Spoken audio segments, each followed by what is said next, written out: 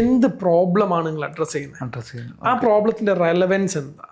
Okay, 2, ആ problem address ചെയ്യാൻ how are you fit as a founder for it. നിങ്ങൾക്ക് ഇതൊരു ഫ്യൂവൽ ആവണം. ഇൻവെസ്റ്റ്മെന്റ് എപ്പോഴും ഫ്യൂവലാണ്, സർവൈവൽ ആവരുത്. സ്കെയിലബിലിറ്റിക്ക് ആവണം ഇൻവെസ്റ്റ്മെന്റ്, സർവൈവലിനാവരുത്. ഇപ്പൊ ഇവിടെ എത്രയോ സ്റ്റാർട്ടപ്പുകൾ ഗ്രോ ചെയ്തൊരു സൈസ് എത്തിയിട്ടും ഇതേ സാധനങ്ങൾ, ഫൗണ്ടേഴ്സ് കോൺഫ്ലിക്റ്റ് ആയിക്കോട്ടെ, അല്ലെങ്കിൽ ഈ പറയുന്ന പിവോട്ട് ചെയ്യാത്തതായിക്കോട്ടെ, അല്ലെങ്കിൽ സ്റ്റാഗ്നൻസി ആയിക്കോട്ടെ, ഇത് പല സ്റ്റേജുകളിൽ ഹിറ്റ് ചെയ്തിട്ട് ഡെത്ത് ആയിട്ട് ഉണ്ട്. ഇപ്പൊ നിങ്ങൾ ഒരു സ്റ്റാർട്ടപ്പ് ചെയ്യുകയാണ്, ഞാനൊരു ഇൻവെസ്റ്റർ ആണെങ്കിൽ, if I come in front of you or you come in front of me, എന്റെ ചോദ്യം, okay, I am putting X amount on the table, what are you putting? ഇത്രയും സ്റ്റാർട്ടപ്പുകളിൽ കുറച്ച് സ്റ്റാർട്ടപ്പുകൾ മാത്രം ഗ്രാൻഡ് കിട്ടിയതായിട്ട്, അതിൻ്റെ ആ ക്രൈറ്റീരിയാസ് എന്തായിരിക്കും? ഒന്ന്, അഗെയിൻ ഗ്രാൻഡുകൾ നോക്കുന്ന സമയത്ത് ഇപ്പം ഏറ്റവും കോമൺ ആയിട്ട് ഇപ്പം പല ഗ്രാൻഡുകളുടെ സെലക്ഷനൊക്കെ വേണ്ടിയിട്ട് ഞാൻ ഇരിക്കാറുണ്ട്. ഈ മണി ഇല്ലെങ്കിൽ കമ്പനി എത്ര കാലം പോകും എന്നുള്ളത് ജനറലി ഫൗണ്ടേഴ്സ് ഇൻവെസ്റ്റേഴ്സ് നോക്കുന്ന ഒരു കാര്യമാണ്. അതായത് if I don't put this money, whether this has the ability to survive by themselves or not. അപ്പൊ അങ്ങനെ ഒരിക്കലും പൈസ ഉണ്ടെങ്കിൽ മാത്രം സർവൈവ് ചെയ്യുന്ന രീതിയിലാണ് ഇത് ഡിസൈൻഡ് ആണെങ്കിൽ അതും പ്രോബ്ലമാണ്. ഇനി പിന്നെ ഗ്രാൻഡുകൾ കിട്ടാൻ ഏറ്റവും നല്ലൊരു മാർഗം എന്താണെന്ന് ചോദിച്ചു കഴിഞ്ഞാൽ, കേരള സ്റ്റാർട്ടപ്പ് മിഷന്റെ ഒരു ഐക്കോണിക് ഇവന്റ് ആണ് ഹഡിൽ ഗ്ലോബൽ. ഈ വർഷം 2025 ഡിസംബർ 11, 12, 13 അതെ, ഇന്ത്യയിലെ one of the biggest startup ഫൗണ്ടേഴ്സിന്റെ മീറ്റപ്പ് ആണ് ശരിക്കും. അത് ഏകദേശം 2500-3000 സ്റ്റാർട്ടപ്പ് ഫൗണ്ടേഴ്സ് വരുന്ന ഒരു പ്രോഗ്രാമാണ്. കോവളം ലീലയിൽ വെച്ചിട്ടാണ് പരിപാടി നടക്കുക. അതായത് എപ്പോഴും നമ്മൾ മനസ്സിലാക്കുക, നല്ല founders they are good sales people ആയിരിക്കും. അതിന്റെ കാരണം ഇനീഷ്യലി അവർ സെല് ചെയ്യുന്നത് അവരുണ്ടാക്കുന്ന പ്രൊഡക്റ്റോ സർവീസോ ആണ്. ഓക്കെ, അത് കഴിഞ്ഞ് ഒരു സ്റ്റേജ് എത്തിക്കഴിഞ്ഞാൽ they have to shift from product or service selling to company selling. Generate ചെയ്യാൻ പറ്റുക, അത് പൈപ്പ് ലൈൻ ഓഫ് ലീഡേഴ്സിനെ ജനറേറ്റ് ചെയ്യാൻ പറ്റുമ്പോൾ മാത്രമേ സ്കെയിലബിലിറ്റി ഉണ്ടാവുള്ളൂ. അത് ഏത് റോളിലായാലും, ടോപ്പ് ടു ബോട്ടം ഏത് റോളിലായാലും. അവർക്ക് 25 വയസ്സായി ജെൻ സീസൺ, ആ 25 വയസ്സ് അടുത്ത് 10 വർഷം അവരെ കിട്ടാനുള്ളൂ. അപ്പൊ അവരെ വെച്ച് റൺ ചെയ്യാൻ നിങ്ങൾ റെഡി ആവാന്നല്ലാതെ അവരെ മോശം പറഞ്ഞിട്ടോ അല്ലെങ്കിൽ അവരെ കുറ്റം പറഞ്ഞത് കൊണ്ടോ ഒരു കാര്യമില്ല. ഇപ്പം യൂഷ്വലി നിങ്ങൾ ഒരു ഇൻവെസ്റ്റർ പിക്ക് ചെയ്യുന്ന സമയത്ത് അയാളുടെ പൈസ മാത്രം കണ്ടെടുത്തു കഴിഞ്ഞാൽ ഒരു പ്രോബ്ലം എന്താ വെച്ച് കഴിഞ്ഞാൽ, ആ പൈസ തീരുമ്പോൾ അയാളുടെ വാല്യൂവും തീരും. ഞാൻ റീസെന്റ് ഒരു കമ്പനിയിൽ കണ്ടു, there is something called emo chair. If you are not emotionally comfortable, go sit on that couch. ഒരു സോഫയാണ്, നിങ്ങൾ അവിടെ പോവാ, അവിടെ ഇരിക്കാം, nobody is gonna disturb you. ഇതില് പെയിൻ എടുത്ത് പോകുമ്പം ഇത് വർക്കാവോ ഇല്ലയോ എന്നുള്ളത് മാർക്കറ്റിലേക്ക് കസ്റ്റമേഴ്സിന്റെ മുമ്പിൽ വച്ച് അവരുടെ പോക്കറ്റിലെ പൈസ ഇപ്പുറത്തേക്ക് വരുത്തുമ്പോൾ മാത്രമാണ് ഇത് വാലിഡേറ്റ് ആവുക. പ്രൊഡക്റ്റ് മാർക്കറ്റ് ഫിറ്റ് അപ്പോഴും മാത്രമേ പറയാൻ പറ്റുള്ളൂ. മെന്റേഴ്സ് ആരും ശരിയാവില്ല എന്ന് വിശ്വസിക്കുന്നതും ശരിയല്ല. നല്ല റൈറ്റ് മെന്റേഴ്സിനെ കണ്ടെത്താൻ ശ്രമിക്കും. ഇപ്പോൾ KSU സ്റ്റാർട്ടപ്പ് മിഷനിലാണെങ്കിൽ അവിടെ അങ്ങനെ ഒരു പ്രോസസ്സ് തന്നെയുണ്ട്. റൈറ്റ് മെന്റേഴ്സിനെ ചൂസ് ചെയ്ത് തരാനുള്ള ആളുകളും പ്രോസസ്സും ഉണ്ട്. അപ്പോൾ അങ്ങനെയുള്ള സ്പേസുകളിൽ പോയിട്ട് മെന്റേഴ്സിനെ ചൂസ് ചെയ്യുക. മെന്ററിന്റെ സ്പേസിൽ നിർത്താനും ഫൗണ്ടറിന്റെ സ്പേസിൽ നിൽക്കാനും അറിയുക എന്നുള്ളതാണ് ഫൗണ്ടേഴ്സ് ശ്രദ്ധിക്കേണ്ടത്. Hi, welcome to startup studio. ഇന്ന് ഞങ്ങളുടെ കൂടെ ഉള്ളത് mister Rahul Raghav, business consultant ആണ്, കേരള സ്റ്റാർട്ടപ്പ് മിഷൻ്റെ മെൻറ്ററാണ്, TWT സ്റ്റുഡിയോ വെഞ്ചർ സ്റ്റുഡിയോയുടെ ഫൗണ്ടറാണ്, അങ്ങനെ പിന്നെ ഇന്റർവെൽ CEO ആണ്. Okay, hi Rahul ji, welcome to startup studio. Thank you. ഞങ്ങൾ ഹഡിൽ ഗ്ലോബലിൽ വെച്ചിട്ട് പരിചയപ്പെട്ട ഒരു സംഭവമാണ്. അത് രാഹുൽ കേരള സ്റ്റാർട്ടപ്പ് മിഷന്റെ മെൻറ്ററാണ്, വെഞ്ചർ സ്റ്റുഡിയോ എന്ന ഫൗണ്ടറാണ്. വെഞ്ചർ സ്റ്റുഡിയോ എന്താണ്? ഓക്കെ, സോ എനിക്ക് തോന്നുന്നു ഒരു പരിധി വരെ ആൾക്കാർക്ക് സ്പെഷ്യലി സൗത്തിൽ അധികം അറിയാത്തൊരു കാര്യമാണ് വെഞ്ചർ സ്റ്റുഡിയോ എന്ന് പറയുന്നത്. അപ്പം ഞാൻ TWT വെഞ്ചർ സ്റ്റുഡിയോ എന്നുള്ള സ്ഥാപനമാണ് റൺ ചെയ്യണത്. വെഞ്ചർ സ്റ്റുഡിയോ യൂഷ്വലി നമുക്ക് VCs ഉണ്ട്. VCs usually do funding. അതാണ് VCസിനെ നമ്മൾ എപ്പോഴും ടാർഗറ്റ് ചെയ്യുന്നതും അല്ലെങ്കിൽ VCസിനെ അട്രാക്ട് ചെയ്യാനും ശ്രമിക്കുന്നത്. വെഞ്ചർ സ്റ്റുഡിയോ മോഡൽ എന്ന് പറയുമ്പോൾ നമ്മൾ കുറെ കൂടി ട്രൈ ചെയ്യണത് we actually want to adopt few, അങ്ങനെയാണ് എളുപ്പത്തിൽ മനസ്സിലാവാൻ അങ്ങനെ പറയാം. അഡോപ്റ്റ് ഫ്യൂ വെഞ്ചേഴ്സ്, നല്ല പൊട്ടൻഷ്യൽ ഉള്ള ഗ്രോ ചെയ്യിപ്പിക്കാൻ പറ്റുന്ന സ്റ്റാർട്ടപ്സിനെ അഡോപ്റ്റ് ചെയ്തിട്ട് we help them in terms of scaling. അപ്പോൾ മേ ബി നമ്മളൊരു we may take few percent of equity and we may invest also in that with working അല്ലെങ്കിൽ co building ചെയ്തിട്ട് അതിനെ സ്കെയിൽ ചെയ്യുക. 2 to 3 years ടൈം ലൈൻ വെച്ചിട്ട് അതിനെ കോ building ചെയ്ത് അതിനെ സ്കെയിൽ ചെയ്തിട്ട് ആഫ്റ്റർ 3 years കഴിയുമ്പോഴേക്ക് എക്സിറ്റ് ചെയ്യാന്നുള്ളതാണ്. അത് മേ ബി ഒരു ഫണ്ടിങ് കൊണ്ടുവന്നിട്ട് എക്സിറ്റ് ചെയ്യാം, അല്ലെങ്കിൽ ഒരു അക്വിഷനിൽ എക്സിറ്റ് ചെയ്യാം. അപ്പം അങ്ങനെ ഒരു മോഡലാണ് ചെയ്യുന്നത്. Very few venture studios as such works like that. സൗത്തിൽ ഇപ്പം ഫോർ എക്സാമ്പിൾ കേരളത്തിൽ എടുക്കുകയാണെങ്കിൽ കേരളത്തിൽ ഏകദേശം 6,000+ സ്റ്റാർട്ടപ്സ് ഇവിടെ രജിസ്റ്റർ ചെയ്യപ്പെട്ടിട്ടുണ്ട്. Out of which may be ഒരു 10% താഴെയാണ് ഒരു ഗുഡ് റവന്യൂ മേക്കിംഗ് സ്റ്റാർട്ടപ്സ് ഉണ്ടാവുക. ഗുഡ് റവന്യൂ എന്ന് പറയുമ്പോഴും ഒരു 30-40 lakh പെർ മന്ത് ജനറേറ്റ് ചെയ്യുന്ന ഉണ്ടാവുക. അതിൻ്റെ ഒരു 10% ആണ് മേ ബി ഒരു 1 crore ഒക്കെ ചെയ്യുന്ന സ്റ്റാർട്ടപ്സ് ഉണ്ടാവുക. വളരെ ലിമിറ്റഡ് നമ്പേഴ്സാണ്. അപ്പോൾ ഇവിടെ കുറേ നമ്പർ ഓഫ് സ്റ്റാർട്ടപ്സ് രജിസ്റ്റർ ചെയ്യപ്പെടുന്നുണ്ട്, പക്ഷേ അതിൻ്റെ സക്സഷൻ റേഷ്യോ നോക്കുന്ന സമയത്ത് it's very limited. So we really want to make sure more startups make more revenue. അങ്ങനെ കുറേ യൂണിക്കോൺസിനെ ഇവിടെ ഉണ്ടാക്കാൻ പറ്റണം. അങ്ങനെ എക്കോസിസ്റ്റം ഇവിടെ ബിൽഡ് ചെയ്യണം. And that's A reason why we started TWT venture studio. അപ്പോൾ അതിൽ റൈറ്റ് നൗ നമുക്ക് ലിമിറ്റേഷൻസ് ഉണ്ട്. ഒരുപാട് സ്റ്റാർട്ടപ്സിനെ എടുത്തിട്ട് ഒന്നിച്ച് ഗ്രോ ചെയ്യാനുള്ള ഒരു കപ്പാസിറ്റി നമ്മളും ബിൽഡ് ചെയ്ത് വരുന്നേ ഉള്ളൂ. So we take few startups. അപ്പോൾ ആ സ്റ്റാർട്ടപ്സിന് ഇനീഷ്യലി നമ്മളൊരു 3 months to 6 months നമ്മൾ ഇൻവോൾവ് ചെയ്യും ഓൺ എ കൺസൾട്ടേഷൻ, ഒരു അങ്ങനത്തെ ഒരു കോമ്പിറ്റൻസിയിൽ ഇൻവോൾവ് ചെയ്യും. And once we understand the whole thing, if we feel like it's good startup for scaling, we do this investment and equity purchase ചെയ്തിട്ട് we become co-builders for them, and then we co-build and then take the exit. അതാണ് ചെയ്യുന്നത്. Simple. അതെ, അവർ help ചെയ്യും, investment മാത്രമല്ല അവർ build ചെയ്യാനായിട്ട് help ചെയ്യും. Exactly. അതിൽ ഫൗണ്ടേഴ്സിന്റെ capacity ഒരു മാറ്റർ ആണ്, പ്രൊഡക്റ്റിന്റെ മാർക്കറ്റ് ഫിറ്റ് ഒരു മാറ്റർ ആണ്. പിന്നെ അഗെയിൻ അവര് ഏത് രീതിയിലാണ് അവരുടെ സ്കെയിലിംഗ് റൂട്ട് മാപ്പ് എന്താന്നുള്ളതും ഭയങ്കര മാറ്റർ ആണ്. വിഷനുമായിട്ട് അലൈൻഡ് ആവണം, അവരുടെ കൾച്ചറായിട്ട് അലൈൻഡ് ആവണം. അങ്ങനെ കുറെ ഫിറ്റുകൾ ഉണ്ട്. ആ ഫിറ്റുകൾ വരുമ്പോൾ മാത്രമേ we do that. I mean it's very ചൂസിയാണ്. എല്ലാ സ്റ്റാർട്ടപ്പിനെയും എടുക്കുക എന്നുള്ളൊരു പ്രോസസ്സ് ചെയ്യുന്നില്ല. Very picky and choosy. പക്ഷെ ആ ചൂസ് ചെയ്യുന്നതിൽ വി ആർ 100% ഇൻവോൾവ്. ഒരു ഇൻവെസ്റ്റ്മെന്റ് എന്നുള്ള രീതിയിൽ ഡേ ടു ഡേ ഓപ്പറേഷനിലടക്കം അതിന്റെ എക്സ്പാൻഷനിലടക്കം ഇൻവോൾവ് ആണ്. എങ്ങനത്തെ മൈൻഡ് സെറ്റ് ഉള്ള ഫൗണ്ടേഴ്സിനെ ആയിരിക്കും സെലക്ട് ചെയ്യുന്നത്? ഇത് അഗൈൻ ഭയങ്കര ട്രിക്കിയാണ് അല്ലെ. ഭയങ്കര എക്സൈറ്റ്മെന്റ് ഉള്ള കുറെ ഫൗണ്ടേഴ്സ് ഉണ്ട്. ഇതിൽ നമ്മൾ മോൾഡബിലിറ്റി ആണ് ഒരു കോർ ആസ്പെക്ട് നോക്കുന്നത്. മോൾഡബിലിറ്റി എന്ന് പറഞ്ഞു കഴിഞ്ഞാൽ we are ready to mould people, but whether they are willing to change എന്നുള്ളതാണ് ഒരു ഫാക്ടർ നോക്കുന്നത്. രണ്ടാമത്തേത് ഞാൻ യൂഷ്വലി പറയാറുണ്ട്, അതായത് ഇപ്പം ആസ് ലീഡേഴ്സ് അല്ലെങ്കിൽ founders, their founders look for money, their founders look for asset. അപ്പോൾ ശരിക്കും ഒരു ഫൗണ്ടറുടെ പെർസ്പെക്റ്റീവിൽ you shouldn't be looking for making money, you should be looking for building asset. അപ്പൊ അതൊരു മൈൻഡ് സെറ്റ് ആണ്. ആക്ച്വലി അസെറ്റ് ബിൽഡിംഗ് എന്ന് പറയുന്ന മൈൻഡ് സെറ്റ് ആണ്. You won't get nothing today, but what you doing is you are trying to build an asset for next 2-3 years where you get a lump sum together. അതാണ് അതിന്റെ basic idea. അപ്പൊ അങ്ങനെ ഒരു mind സെറ്റിന് നിൽക്കുന്ന സമയത്ത് definitely you will struggle today, but you know that you are taking the struggle for future.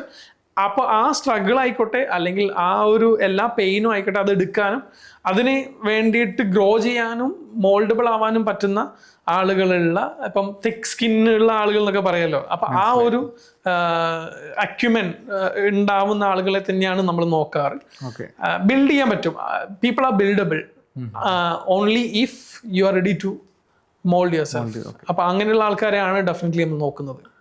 പല ഇൻവെസ്റ്റേഴ്സും പേടിക്കുന്ന പറഞ്ഞു കഴിഞ്ഞാൽ ഈ ഇൻവെസ്റ്റ് ചെയ്തതിന് ശേഷം ഈ ഫൗണ്ടേഴ്സ് റിസർച്ച് ഫണ്ട് എന്നൊക്കെ പറഞ്ഞിട്ടൊരു സാലറി എമൗണ്ട് എഴുതിയിട്ട് ഇൻവെസ്റ്റ്മെന്റ് ഫണ്ട് വാഷ് ഔട്ട് ചെയ്തു പോകുന്ന സിനാരിയോ. അതാ ഞാൻ പറഞ്ഞത്, ഇത് അവിടെയൊക്കെ അവരുടെ mindset is all about making money right now.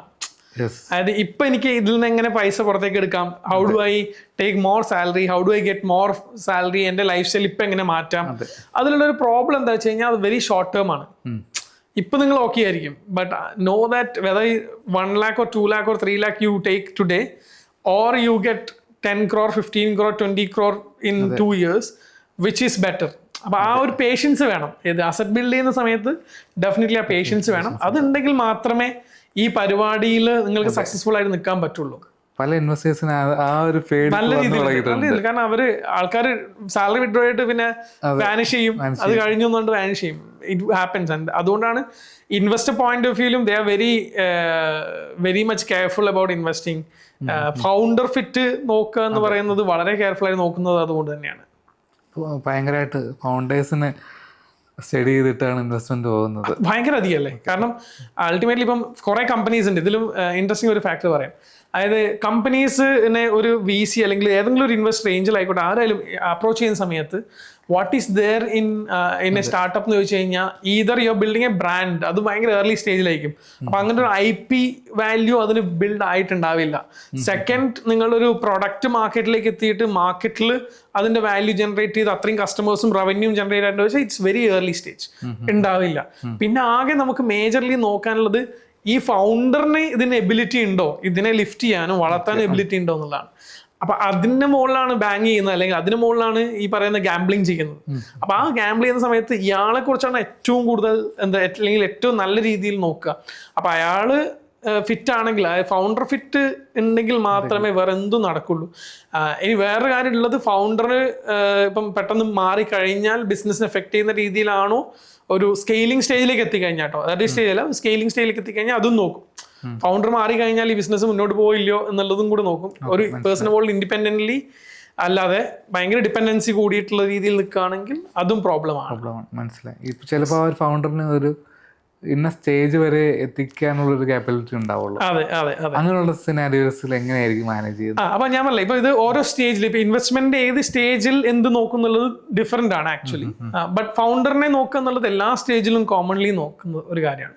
ഇനി രണ്ടാമത്തെ ഫാക്ടർ വരികയാണെങ്കിൽ, ഇപ്പൊ ഫൗണ്ടർ ഫിറ്റ് നോക്കുന്നു എന്ന് പറഞ്ഞതുപോലെ തന്നെ പ്രൊഡക്റ്റ് ഫിറ്റ് നോക്കും. പ്രൊഡക്റ്റ് എത്രത്തോളം മാർക്കറ്റിന് ഫിറ്റ് ആണെന്നുള്ളതും PMF ഡെഫിനറ്റ്ലി നോക്കും. അതൊരു ഫാക്ടറാണ്. ഇനി സ്കെയിലബിലിറ്റി പോയിന്റ് ഓഫ് വ്യൂല് ഇപ്പൊ മണി, ഞാനൊരു ഇൻവെസ്റ്റർ ആണെങ്കിൽ if I put the money, ആ മണി എങ്ങനെ സ്പെൻഡ് ചെയ്യുന്നു ഫോർ സ്കെയിലബിലിറ്റി എന്നുള്ളത് വലിയൊരു ഫാക്ടറാണ്. കോമൺലി നിങ്ങൾ എങ്ങനെയാണ് സ്പെൻഡ് ചെയ്യാൻ പോകുന്നത് ചോദിക്കാറുണ്ട്. ഇൻ ബിയോണ്ട് ദാറ്റ്, ഈ മണി ഇല്ലെങ്കിൽ കമ്പനി എത്ര കാലം പോകും എന്നുള്ളത് ജനറലി ഫൗണ്ടേഴ്സ്, ഇൻവെസ്റ്റേഴ്സ് നോക്കുന്ന ഒരു കാര്യമാണ്. If I don't put this money, whether this has the ability to survive by themselves or not. അപ്പൊ അങ്ങനെ ഒരിക്കലും പൈസ ഉണ്ടെങ്കിൽ മാത്രം സർവൈവ് ചെയ്യുന്ന രീതിയിലാണ് ഇത് ഡിസൈൻഡ് ആണെങ്കിൽ അതും പ്രോബ്ലമാണ്. Because you always start depending on investment. അല്ലെ, നിങ്ങൾക്ക് ഇതൊരു ഫ്യൂവൽ ആവണം. ഇൻവെസ്റ്റ്മെന്റ് എപ്പോഴും ഫ്യൂവൽ ആണ്, സർവൈവൽ ആവരുത്. സ്കെയിലബിലിറ്റിക്ക് ആവണം ഇൻവെസ്റ്റ്മെന്റ്, സർവൈവലിന് ആവരുത്. സർവൈവലിന് നിങ്ങൾക്ക് ഗ്രാൻഡുകളോ അല്ലെങ്കിൽ അങ്ങനത്തെ ബേസിക് സാധനങ്ങൾ എടുത്തിട്ട് എന്ത് ചെയ്യുക, സർവൈവ് ചെയ്യുക. എന്നിട്ട് when you are ready to scale, that's when you have to go for investment. അല്ലെങ്കിൽ എന്താ വെച്ചാൽ നിങ്ങൾ ഇൻവെസ്റ്റ്മെന്റുകളെ നേരത്തെ പറഞ്ഞ പോലെ ആൾക്കാരുടെ നിന്ന് പൈസ വാങ്ങിക്കുക, അതിൽ സർവൈവ് ചെയ്ത് പോകുന്ന പരിപാടിയാണ്. അതൊരിക്കലും ഇൻവെസ്റ്റബിൾ ആണ് ആ സ്റ്റാർട്ടപ്പ് എന്ന് പറയാൻ പറ്റില്ല. അതൊരിക്കലും പറ്റില്ല. എൻ്റെ മുമ്പിൽ അങ്ങനെ ഒരുപാട് സ്റ്റാർട്ടപ്പുകൾ വരാറുണ്ട്. ഞാൻ അവരോടൊക്കെ പറയുന്നത്, show us traction, show us customers, show us what you can do, then we will bring on something on the table. കാരണം ഇപ്പൊ നിങ്ങൾ ഒരു സ്റ്റാർട്ടപ്പ് ചെയ്യുകയാണ്, ഞാനൊരു ഇൻവെസ്റ്റർ ആണെങ്കിൽ, if I come in front of you or you come in front of me, എൻ്റെ ചോദ്യം, okay, I am putting X amount on the table, what are you putting for this business, അല്ലെങ്കിൽ ഇത് സ്കെയിലബിലിറ്റിക്ക് വേണ്ടിയിട്ട്. അങ്ങനെ തന്നെയാണ് ചോദ്യം. അപ്പൊ ആ ചോദ്യത്തിൽ you must have something to put on the table. അവിടെയാണ് ഇക്വിറ്റി പോലും ഡിസൈഡ് ചെയ്യപ്പെടുക. Okay, I bring this, what you bring, and then because of you bring so much higher than what I bring, you get more equity. അല്ലെങ്കിൽ you hold it more value on the table, because of that you get more equity. ഞാൻ എൻ്റെ ഒരു case സ്റ്റഡിയുടെ ഇതിൽ പറയണത് 90% startup fail ആവുന്നത് ഒരു ക്ലാരിറ്റിയുടെ ഇഷ്യൂലാണെന്ന്. പക്ഷെ ആ പ്രൊഡക്റ്റ് നല്ലതായിരിക്കാം, എല്ലാം നല്ലതായിരിക്കാം, പക്ഷെ ഫെയിൽ ആവുന്ന ഒരു ക്ലാരിറ്റിയുടെ ഇഷ്യൂ ആയിട്ട് ഉണ്ട്. അതെങ്ങനെ സോൾവ് ചെയ്യാൻ പറ്റുന്നു? അല്ല, ഈ ക്ലാരിറ്റി എന്ന് പറയുമ്പോഴും 1-2 ഫാക്ടേഴ്സ് പറയാം. അതിൽ ഒന്നാമത്തേത്, lot of people start from N initial excitement. ഭയങ്കര എക്സൈറ്റഡ് ആണ്. അപ്പൊ അവർ സ്റ്റാർട്ട് ചെയ്ത് കഴിഞ്ഞിട്ട് അപ്പൊ ചിലപ്പോൾ അവരുടെ ഫ്രണ്ട്സും ആൾക്കാരൊക്കെ കൂടി ഉണ്ടാവും.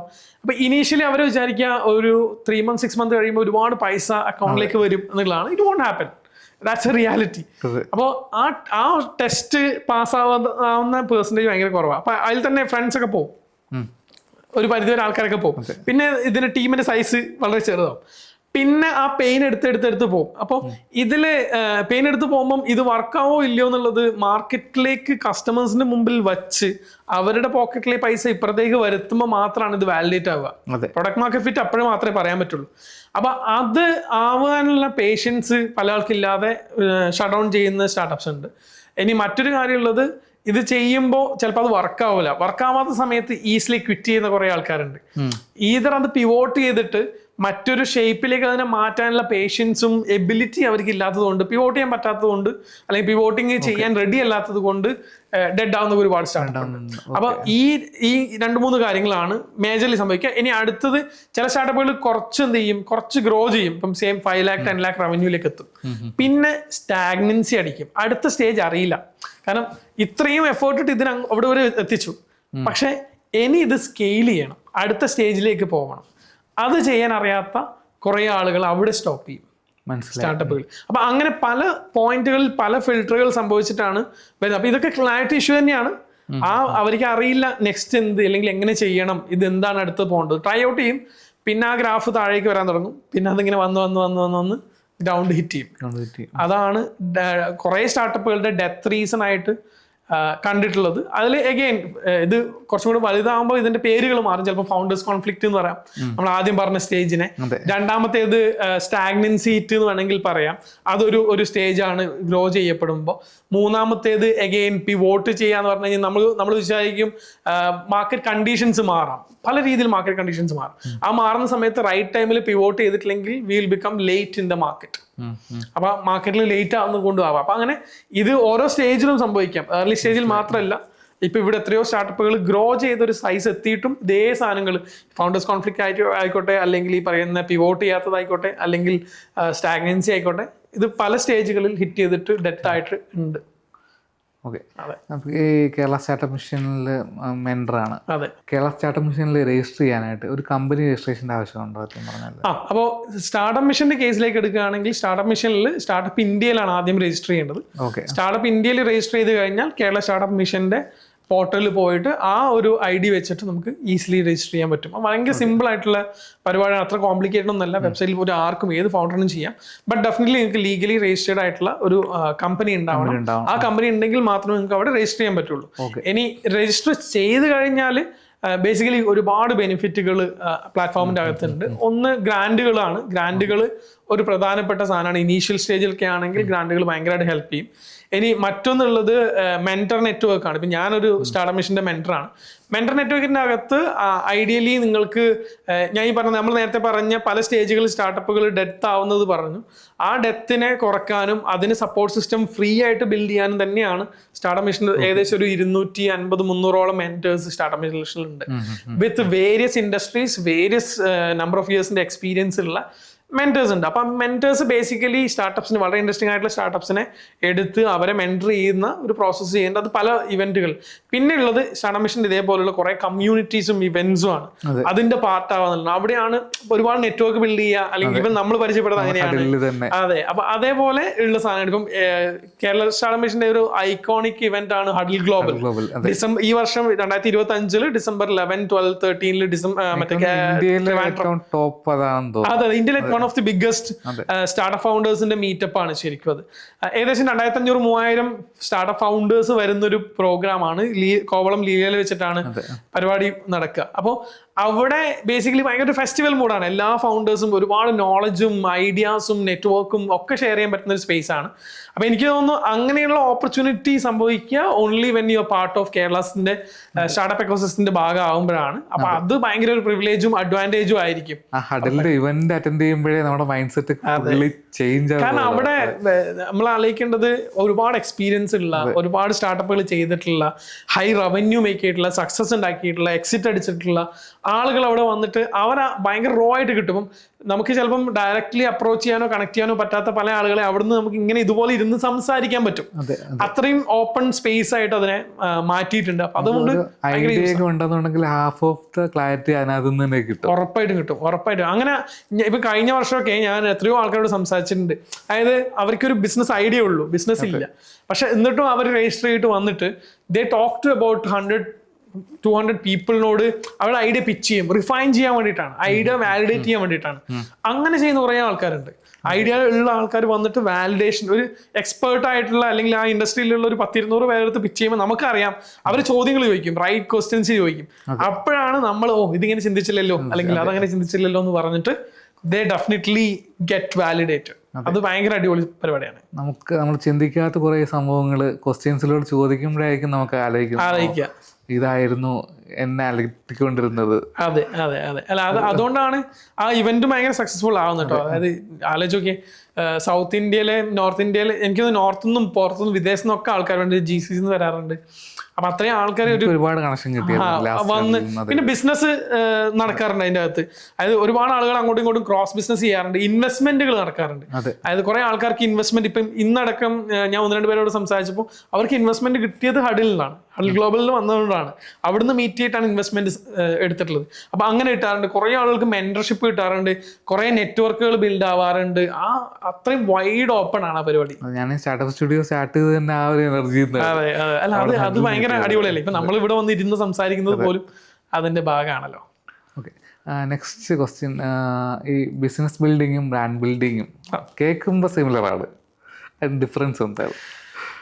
എനിക്ക് തോന്നുന്നു ഇതൊരു ഭയങ്കര കോൺട്രവേഴ്സി പോയിന്റ് ഓഫ് വ്യൂ ആയിരിക്കാം. കാരണം ഇപ്പം ഒരുപാട് സ്റ്റാർട്ടപ്പുകൾ ആദ്യം തന്നെ ട്രൈ ചെയ്യുക.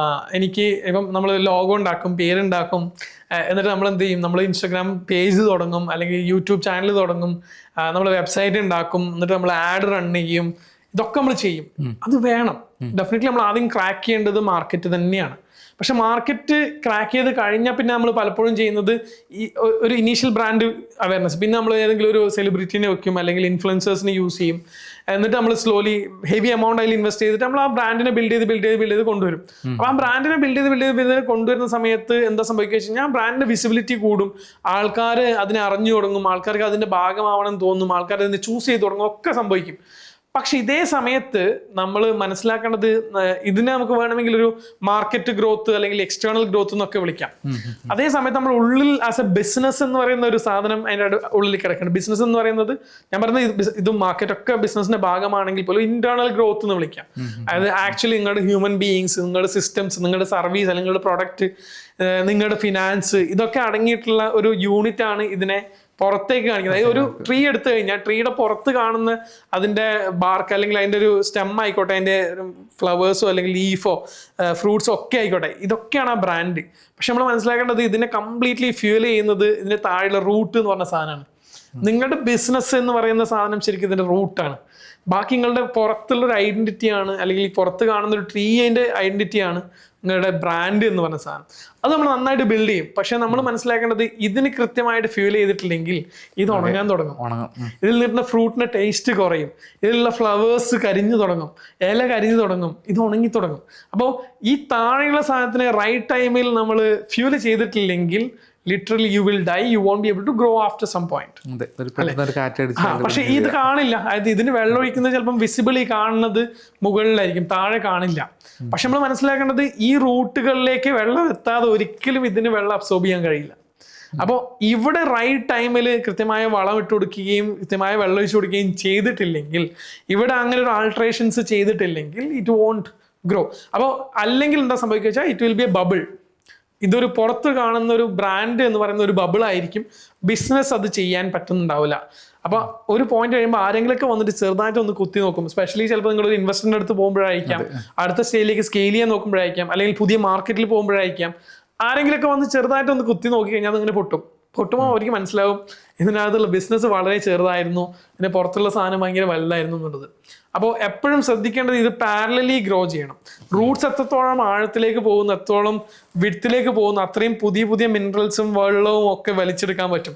അപ്പൊ അതിന് അതേപോലെ ഗ്രോ ചെയ്യിപ്പിച്ചു കഴിഞ്ഞാൽ മാത്രമേ മുകളിലുള്ളത് സസ്റ്റൈനബിൾ ആയിട്ട് ലോങ് ടേമിലേക്ക് ഗ്രോ ചെയ്യുള്ളൂ എന്നുള്ളതാണ് ശരിക്കും ഇത് തമ്മിലൊരു ബിഗർ ഡിഫറൻസ്. പക്ഷെ ഇത് വിസിബിളും ആയിരിക്കില്ല. മണ്ണിന്റെ അടിയിലായത് നമുക്ക് വിസിബിൾ ആവില്ല. പക്ഷെ അതാണ് ഇതിനെ നിലനിർത്തുന്നത് എന്നുള്ളത് നമുക്ക് എപ്പോഴും ഒരു ബോധ്യം ഉണ്ടാവണം ആസ് ഫൗണ്ടേഴ്സ്. ഇനിഷ്യൽ ടൈമിൽ ഇത് ബിസിനസ് ബിൽഡ് ചെയ്യണോ അതേ ബ്രാൻഡ് ബിൽഡ് ചെയ്യണോ ചോദിച്ചു കഴിഞ്ഞാൽ ഇത് രണ്ട് പാരലലി ആണെന്ന് ഞാൻ പറയാം. അപ്പൊ ഇതിൽ വേറൊരു ഇൻട്രസ്റ്റിംഗ് എലമെന്റ് ഞാൻ പറയാം. അപ്പം സാധാരണ ഫൗണ്ടേഴ്സിനോട് ചോദിക്കാറുണ്ട്, അല്ലെങ്കിൽ പറയാറുണ്ട്, ഫൗണ്ടേഴ്സ് സെയിൽസ് ചെയ്യണമെന്ന് ചോദിക്കും, റൈറ്റ്? അപ്പൊ ഫൗണ്ടേഴ്സ് സെയിൽസ് ചെയ്യണമെന്ന് ചോദിച്ചു കഴിഞ്ഞാൽ ഡെഫിനറ്റ്ലി ഫൗണ്ടേഴ്സ് സെയിൽസ് ചെയ്യണം. ഇനി ഇതിനൊരു ട്രാൻസിഷൻ പീരീഡ് ഉണ്ട്. അതായത് ഇപ്പം ഒരു വിത്ത് നമ്മൾ മണ്ണിൻ്റെ അടിയിൽ ഇട്ട് കഴിഞ്ഞാൽ നമ്മൾ വെള്ളം ഒഴിക്കും. അപ്പോൾ അത് ഒരു ചെടിയായി അല്ലെങ്കിൽ ചെറിയൊരു ഇതായിട്ട് വന്നിട്ട് അത് പിന്നെ വളർന്ന് വലുതായി തുടങ്ങുകയാണ് ചെയ്യാം, അല്ലേ? അപ്പോൾ ഇനീഷ്യൽ സ്റ്റേജിൽ അതിൻ്റെ ഇലകൾ വരുമ്പോഴും അതിനെ പരിപാലിക്കലും പരിപാടികളൊക്കെ നമ്മൾ ചെയ്യണം. പക്ഷെ ഒരു പോയിന്റ് കഴിഞ്ഞിട്ട് അത് വലിയ മരമായി കഴിഞ്ഞാൽ അതിൻ്റെ ഫ്രൂട്ടുകൾ ഉണ്ടാവും. ഈ ഫ്രൂട്ടുകൾ നമ്മൾ വിൽക്കും, ഇല്ലേ?